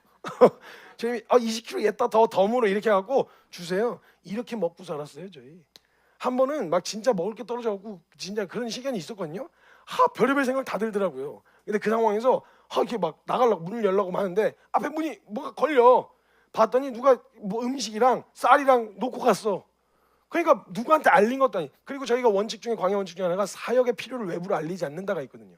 저희가 어디 이사 간다 아니면 뭐 한다 이렇게 하면요 저희가 뭘 이렇게 알리거나 저희 이렇게 하니까 도와주세요 이런 거 안 하거든요. 저희가 외부로 후원 요청하는 건 다음 세대 관련된 거, 어린애들, 아이들이랑 해외 선교 가는 거에선 후원 요청을 해요. 그 외에는 그 사역의 필요를 외부로 알리지 않는다는 원칙이 있어가지고 안 알렸어요 저희가. 그러니까 저희가 이사 가면 이사 가는데 도와주세요가 아니라 그 이사 왔습니다 이런 것만을 알렸어요. 다 하고 나서 다 이동하고 나서. 그러니까 그런 상황에서 진짜 하나님 살아계신 걸 우리 믿음을 시험하고 그 믿음을 시험하여 주님 앞에 뛰어들었을 때 경험시켜 주시는 걸 봤단 말이에요. 살아계신 하나님을 경험했단 말이에요. 경험하고 나니까요 다른 건 모르겠어요. 다른 건 연약해요. 여전히 부족해요. 넘어져요, 깨져요, 흔들려요. 근데 하나님 살아계시냐? 하나님은 살아계시지. 하나님 이거는 부정 못하지. 이거는 뭘 설명이 안 돼요. 내가 연약한 건 오케이, 내가 부족한 건 오케이. 근데 하나님 살아계시냐 돌아가시냐 이걸 묻는다면 그거는 뭐 다른 할 말이 없죠. 하나님 살아계세요. 모든 전세계 인구가 들고 일어나가지고 야 하나님 돌아가셨다 그래. 그래도 제가 막 목에 칼이 들어와도 목에 칼이 들어오면 무서워갖고 할수 이렇게 뭐 할 수도 있겠죠, 무서워서. 근데 제 영혼은요, 제 영은 아마 미리 뱉어놓을 것 같아. 내가 아마 너가 고문을 하면 고문하고 아파갖고 아픈 게 싫어가지고 알았어 안 그렇게 이게 얘기는 할 수 있겠는데 내 마음 안에서는 하나님 살아계시다는 게 이건 부정할 수가 없다, 이걸 미리 던져놓을 것 같아요. 하나님 살아계세요. 진짜 살아계세요. 이거 뛰어드는 만큼 경험해요. 준비된 게 이만큼 많을 때는요, 여러분 접시가 어느 정도 사이즈냐에 따라서 그거에 따라서 경험해 가는 얻어가실 수 있는 게, 그래서 그 그릇을 많이 준비하셔야 돼요. 입을 크게 여셔야 돼요. 그냥 막 이만큼 요거 바꿔주시면 믿어볼게요, 요거 바꿔주시면 해결해 주시면 할게요. 이게 아니라 하나님은요, 하나의 일을 하셔도요, 하나님은 예를 들면 이스라엘 백성들을 출애굽시키실 때 있잖아요. 이스라엘 백성들을 출애굽시키실 때 이스라엘에게만 하신 일이 아니고요, 애굽의 10가지 재앙도요, 그 10가지 재앙이 애굽이 섬기던 우상과 관련들이 있었어요. 그게 참신이 아니라 하나님이 참신이시라는 걸 알려주셨고요. 가나안에 들어갈 때 있잖아요, 가나안에 있었던 거민들, 거기 안에 있었던 사람들은요, 그 여리고성 앞에 들어올 때 여호와께서 애굽 땅에서 그리고 광야에서 하신 일들을 듣고 보고 간담이 선을 했다 그랬어요. 그러니까 하나님이 그 하신 일들은요, 이스라엘 그리고 애굽 그리고 가나안, 이 모든 일들을 한꺼번에 하신 거예요. 작게만 제가 이해할 수 있는 범위 안에서만 이만큼 하셨고 더 큰 일을 하셨죠, 세부적으로는.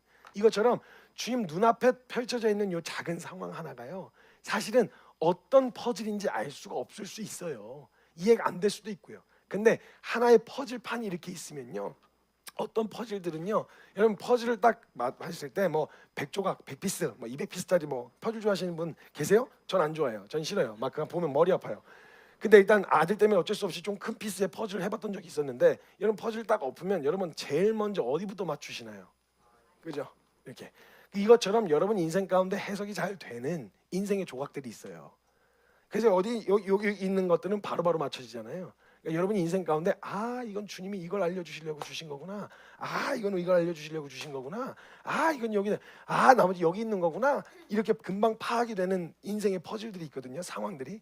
근데 한 요쯤 있는 애는요, 거의 퍼즐이 완성될 때까지 몰라. 얘 뭐에다 써먹은 건지 알 수가 없어요. 근데 여러분 이걸 그렇다고 버리시면 안 돼요. 버리시면 퍼즐이 완성이 안 돼요. 그 남은 하나의 퍼즐이 언젠가 마침내 한 2-3개 남았을 때 그 절대 이해 안 되던 퍼즐이 여기였어, 이렇게 되는 날이 와요. 그렇기 때문에 아직 지금 이해가 안 됐다고 해서 그 상황에 대해서 단정을 지으시면 안 된다고. 아시겠죠? 하나님 이렇게 이런 일들을 하시는 분이세요. 그래서 하나님의 의도와 하나님의 본심, 하나님의 마음을 오해하거나 의심하지 않으셔도 된다는 거예요. 이런 거, 그래서 하나님은 증인을 통해 증거되기 원하시는 이런 걸 경험한 사람. 그래서 진짜 살아계세요. 하나님 뭐라고 하든지 여러분이 믿든 안 믿든 상관없어요. 전 이거 안 해도 그만이에요. 왜냐면 나는 하나님 살아계신 거 믿으면서 살 거니까. 믿음을 잃었다 사람들 안 오면 안 와도 돼요. 상관없어요. 저희끼리 하면 되죠.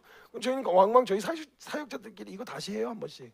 믿음을 잃었다 수련은 저희끼리만도 하고, 그리고 저희 막 이제 그 원래 1년에 4번 했거든요. 1년에 4번 했었는데 1년에 4번 하면 5월하고 11월에도 이렇게 했었어요. 그때는 회비 없이 이제 소수 인원만 받아가지고 진행을 했었거든요. 진짜 소망감 있는 사람들, 정말 마음에 정말 살고 싶은데 잘 안 되는 사람들, 필요하니까 하는 건데 만약에 아무도 안 한다, 그만 하면 돼요. 우리만 그렇게 살면 되지 뭐. 전혀 문제 없어요. 그래갖고 또 사람들 많이 모인다, 이거 자체가 우리 목적이 아니에요. 필요한 사람이 있어서 우리가 도움을 줄 수 있다 그러면 얼마든지 섬기죠. 왜냐면 우리만 배부르라고 주시는 애가 아니니까 섬겨야 되는데, 만약에 사람들이 필요 없다, 그럼 우리 상관없어요. 상관없어. 안 살아도 돼요. 이렇게 안 살아도 돼요. 저희처럼 다 살아야만 믿음이다 그런 거 아니에요. 근데 저희는 하나님 살아계신 거 경험하면서 산다고요. 그럼 됐지 뭐. 나만 신났으면 됐죠 뭐. 그런 거예요. 네.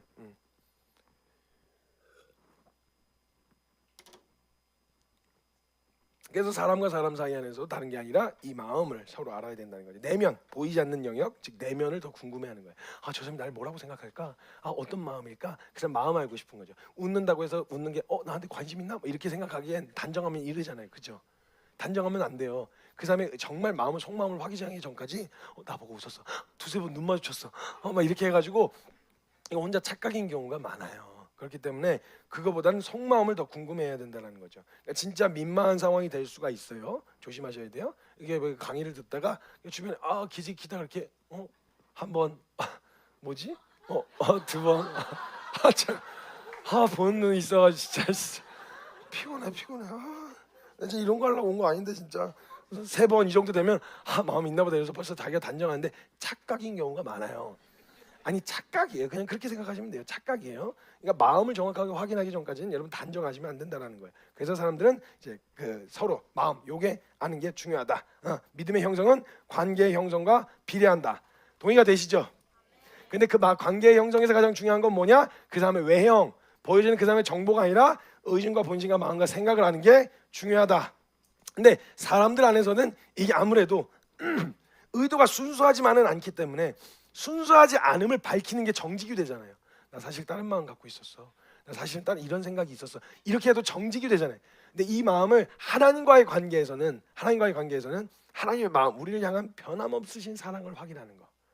그걸 경험하고 확인하게 되어졌을 때 그 관계가 깊어지고 신뢰가 생기게 되어진다는 거예요. 그래서 믿음의 형성은 뭐와 비례하냐? 관계의 형성과 비례합니다.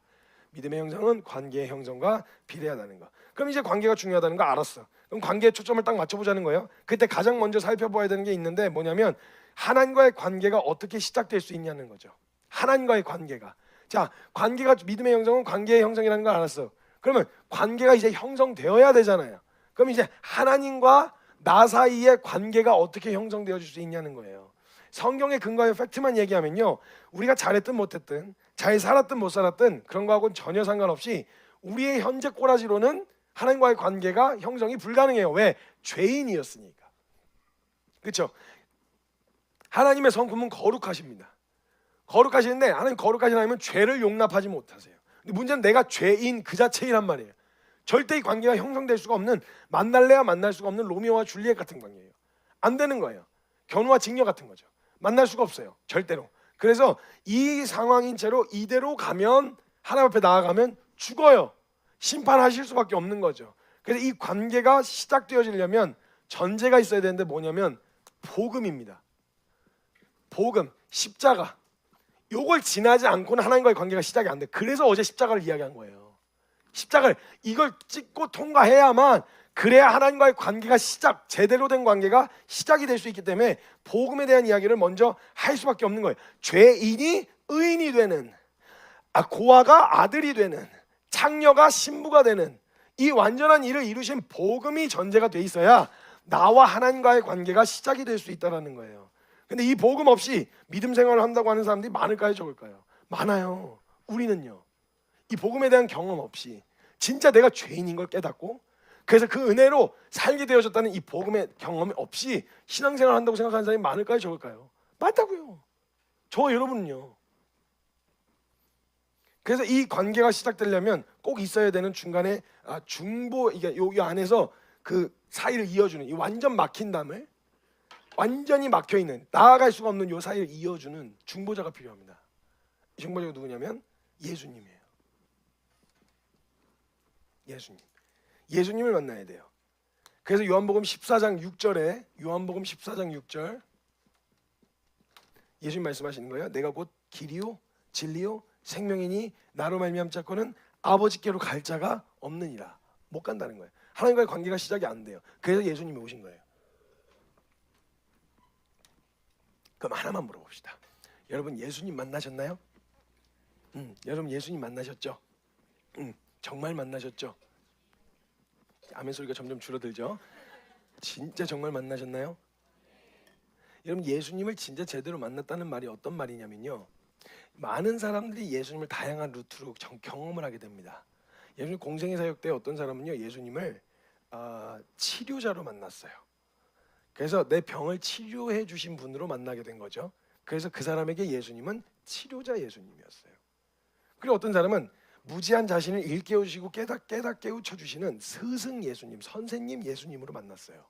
그럼 그에게 예수님은 선생님이에요. 그리고 어떤 사람은요 되게 저돌적으로 그때 정치와 종교를 딱 잡고 있었던 대제사장과 바리새인들에게 반기를 드는 사회 운동가 같은 예수님이었어요. 멋있다. 와. 그래서 어떤 이에게 예수님은 사회 운동가 예수님이었어요. 혁신가, 사회 운동가. 그 다음에 선행을 베푸는 성자와 같은 예수님이었어요. 근데 여러분 그렇게 예수님을 만나도 만난 거긴 합니다. 만난 거긴 한데 진짜 예수님을 제대로 만난 건 어떻게 만나야 제대로 만난 거냐면 죄인이 예수님을 그리스도로 만나야 제대로 만난 거예요. 나한테 예수님이 구원자 예수님이셔야 돼요. 이게 아니라 그냥 아픈 거 해결해 주시거나 문제를 좀 해결해 주시거나 나 모르는 걸 가르쳐 주셨거나 아니면 이런 상황을 해결해 주셨던 어떤 그런 예수님으로 만나면요, 만난 건 만난 건데 그건 아직 제대로 만난 게 아니에요. 예수님을 제대로 만났다는 말은 죄인인 내가 예수님을 그리스도로 만나야 돼요. 메시아, 이걸 해결하러 오신 분, 그 죄의 문제를 해결하러 오신 분으로 만나게 되어졌을 때야 본격적으로 예수 그리스도를 제대로 만났다고 이야기할 수 있는 거고, 예수님 만나서 그리스도로 만나게 되어졌을 때 하나님과의 관계, 온전한 관계가 시작되어질 수 있게 되어지는 거예요. 그 질문을 드린 거예요. 제대로 만나셨냐고요.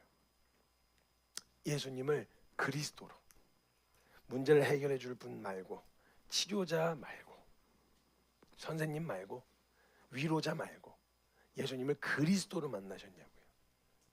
이렇게 만나야 제대로 만난 거예요. 만약 그렇게 만난 기억이 있으시다면 그분을 믿는 믿음으로 오는 하나님과의 관계를 새로이 시작하시면 되겠고요. 그런 기억이 없다. 오늘 예수 그리스도를 통해서 관계를 트시면 되겠습니다. 그걸 믿는 믿음으로 내가 죄인인 거 확인했고 예수 그리스도, 그걸 해결하러 오신 예수가 그리스도로 만나게 되어졌을 때 하나님과의 온전한 관계가 시작되어진다는 거예요.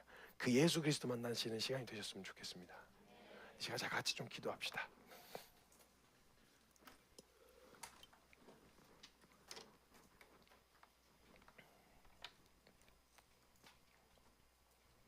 여러분 요한복음 4장에 보면 사마리아의 수가성 여인이라고 등장합니다. 이 여인은요 아마 굉장히 꽤나 반반했던 사람인가 봐요.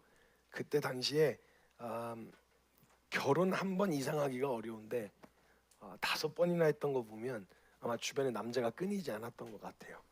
그러고 봤을 때 굉장히 매력적인 여자였을 겁니다. 근데 그 사마리아 수가성 여인이 자신을 한없이 사랑해 줄 것 같은 사람을 만났는데 이나 다를까 다른 마음과 다른 의중을 가지고 자기를 만났고 상처를 받고 이제 헤어지고, 그 다음에 그 상처받은 마음을 위로해 줄 것처럼 만났다가 또 그렇게 헤어지고 또 그렇게 헤어지고 또 그렇게 헤어지고, 그래서 5번의 결혼을 하게 됐습니다. 이미 너덜너덜해질 대로 너덜너덜해졌고 마음으로는 그 상처, 사람에게 받았던 여러 가지 상처들과 아픈 마음들이 있었죠. 그래서 아무래도 그 5번 결혼하는 동안 주변에 얼마나 많은 시기와 질투와 이런저런 말들이 오고 갔었겠어요. 그래서 나중에 보면요, 그 배경을 보면 수가성 여인은 이미 사람들의 시선을 두려워해서 이렇게 은둔 생활을 하던 걸로 예상이 돼요. 그래서 그 사마리아 수가성 여인이 혼자 이제 물을 기르러, 가장 뜨거운 시간에 혼자 물을 기르러 이제 나가거든요. 사람들이 많이 물 기르러 나오는 시간 말고 혼자 있을 수 있는 시간에. 근데 예수님이요 제자들과 함께 가다가 내가 꼭 그 사마리아 수가성을 좀 지나야 되겠다, 거길 지나쳐 가야 되겠다, 꼭 영어 성경에 보면 must라고 돼 있어요. 반드시 그렇게 해야 되겠다, 의도를 가지고 목적을 가지고 계셨어요. 예수님이 사마리아 수가성으로 가십니다. 제자들과 함께. 제자들이 말렸어요. 거기 있는 사람들 유대인들 싫어해요. 그때 말씀드렸던 것처럼 거기 북이스라엘 멸망했던 북이스라엘 사람들이 살던 지역이었거든요. 유대인들이 상종을 안 했고 상종 안 한 유대인들을 되게 싫어했어요. 근데 이제 예수님이 제자들과 함께 그 마을로 수가성으로 가십니다. 예수님이 단둘이 이야기를 나누고 싶으셨나 봐요. 제자들한테 먹을 것 좀 사오라고 시키신 다음에 거기 이제 혼자서 물을 기르고 있는 그 여인 곁에 가셨어요. 왜냐하면 사마리아 수가성은 성에 있었던 그 여인은요 스스로 하나님을 찾아올 수는 없었거든요. 그래서 예수님이 찾아가세요. 그래서 한참 옆에 이렇게 앉아 계셨는데 한참 물 기르고 있었던 그 여인에게 예수님이 먼저 말을 거십니다. 나한테 물 좀 줄 수 있겠니? 물 좀 줄래? 그렇게 이야기했는데 처음에 몇 번 이렇게 듣는 둥 마는 둥 하다가 이제 계속 이야기하니까 보니까 유대인인데 어찌하여 나에게 물을 달라고 하십니까? 이렇게 이야기를 해요. 그랬더니 너 지금 너한테 물 달라 하는 이가 누군지 알았더라면 내가 너한테 물 달라 하기 전에 너가 먼저 나에게 구했을 거야. 이렇게 얘기를 해주시죠. 근데 이때부터 수가성 여인이 말장난을 하기 시작합니다. 말장난을. 그래가지고 이것저것 아이고 뭐 여기 우물 깊은데 무슨 물통이 어디 있어갖고 물을 기른다고 해주십니까? 이러면서 이제 막 계속 말장난을 주고받는데 그러면서 예수님이 수가성 여인의 목마름을 건드려냈어요. 감추고 있었던 목마름이 드러나게 되어져요. 그래서 내 남편을 데려와라 그랬더니 남편 없는데요? 라고 얘기해요. 그랬더니 그러게 5번 결혼했는데 다 이혼하고 지금 살고 있는 남자도 네 남편이 아니니까 남편이 없다고 하는 말이 거짓말은 아니다. 맞다. 거기가 딱 보니까 뭔가 다른 걸 느낀 거죠. 보니까 선지자이신가 보네요. 이렇게 얘기를 해요. 그러면서 이제 이 사람이 수가성 여인이 가지고 있었던 궁금함을 뭔가 범상치 않아 보이는 예수님한테 이야기를 하기 시작하는 거예요. 어떤 사람들은 예배드리는 장소가 어떤 사람은 유대인들은 예루살렘에 있다 그러고 뭐 이 산에 있다 그러고 저 산에 있다고 막 이러는데 그러니까 이 말은 뭐냐면 나 같은 거는 안 받아주시겠죠? 나 같은 건 예배드리면 안 되겠죠? 나 같은 게 하나님 앞에 나아갈 수 있는 그런 곳이 있나요? 뭐 누군 예배드릴 곳이 저 산에 있고 뭐 저기라 이렇게 얘기하는데 지금 제 거라지는 안 되겠죠? 하나님 앞에 못 나아가겠죠? 안 되겠죠? 저는 죄인이라서 안 되겠죠? 그 마음에 이런 마음이 묻어 있는 거예요. 그때 예수님이 그걸 모르실 리가 없죠. 하나님 예배하는 거는 여기서 드리냐 저기서 드리냐 그건 중요하지가 않아. 예배의 장소는 중요하지 않아. 예배할 때가 오는데 곧 이때라. 너도 할 수 있다 이 말이에요. 너도 괜찮다 이 말이에요. 근데 그 이야기를 해주신 예수님을 딱 봤는데 어디서 들은 이야기가 생각난 거죠. 언젠가 메시아가 오셔서 나같이 소망 없는 자들에게 구원을 주시고 나같이 소망 없는 사람들에게 자격이 되어 주시겠다고 하셨던 메시아에 대한 이야기를 어디서 들은 거예요. 제 선생님 제가 어디서 듣기로 그 메시아라고 하는 분이 오시면 나는 왜 이렇게 살아야 되는지 난 어디로 가야 되는지 그거 알려주신다고 하셨었는데요. 그 그리스도 메시아 오신다 그랬었는데요. 이렇게 얘기를 하니까 그때 예수님이 그 목마름을 딱 잡아내시고 그때 이렇게 얘기해 주세요. 여자여 네가 말하는 그가 바로 나다. 너가 말하는 그가 바로 나다. 너희 믿기겠어요 이게? 그 메시아란 분이 나 하나만을 만나기 위해서 여기까지 오셨다는 걸 믿기게 하겠어요? 근데요 믿고 싶었어요. 수가성 여인은 믿고 싶었어요. 그래서 정말 맞냐고, 정말 당신이냐고, 나 만나러 여기 온 거냐고, 그거 알려주려고 온 거냐고. 그리고 나서 수가성 여인이 죄인인 자기에게 찾아오신 그리스도 예수님을 만나게 되어집니다. 메시아.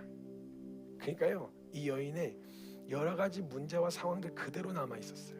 여전히 이 결혼을 5번이나 실패한, 그리고 사람들의 인정, 사람들의 시선과 평가가 완전히 바닥인 자신의 상태가 그대로 남아 있었는데요. 메시아 예수님을 만났다. 요거 하나로요. 나머지 문제가 문제처럼 여겨지지도 않을 만큼의 감격에 휩싸인 거예요. 그러더니 물동이를 들고 물 들어왔다가 물동이를 버려두고 수가성으로 뛰어들어갑니다. 뛰어들어가서 미친 사람처럼 외치기 시작해요. 내가 메시아를 만났다. 내가 메시아를 만났다. 내가 그리스도를 만났다. 나 같은 놈, 나 죄인 같은 나 같은 놈 살려주려고 오신, 어떻게 살아야 하는지 어디로 가야 되는지 알려주시려고 오신 메시아를 만났다. 거기 있었던 수많은 사람들이 그 여인의 증언을 듣고 예수님을 만나러 왔다. 거기서 그리스도 예수님을 만나게 되어집니다. 치료자 예수님을 만나면 치료자 예수님을 소개하겠죠. 근데 예수님을 그리스도로 만난 사람들은 그리스도 예수님을 소개한단 말입니다. 그 소개받고 예수님 앞에 온 사람들은 그리스도 메시아 예수님을 만나게 되어지는 거예요. 다른 기대가 아니라.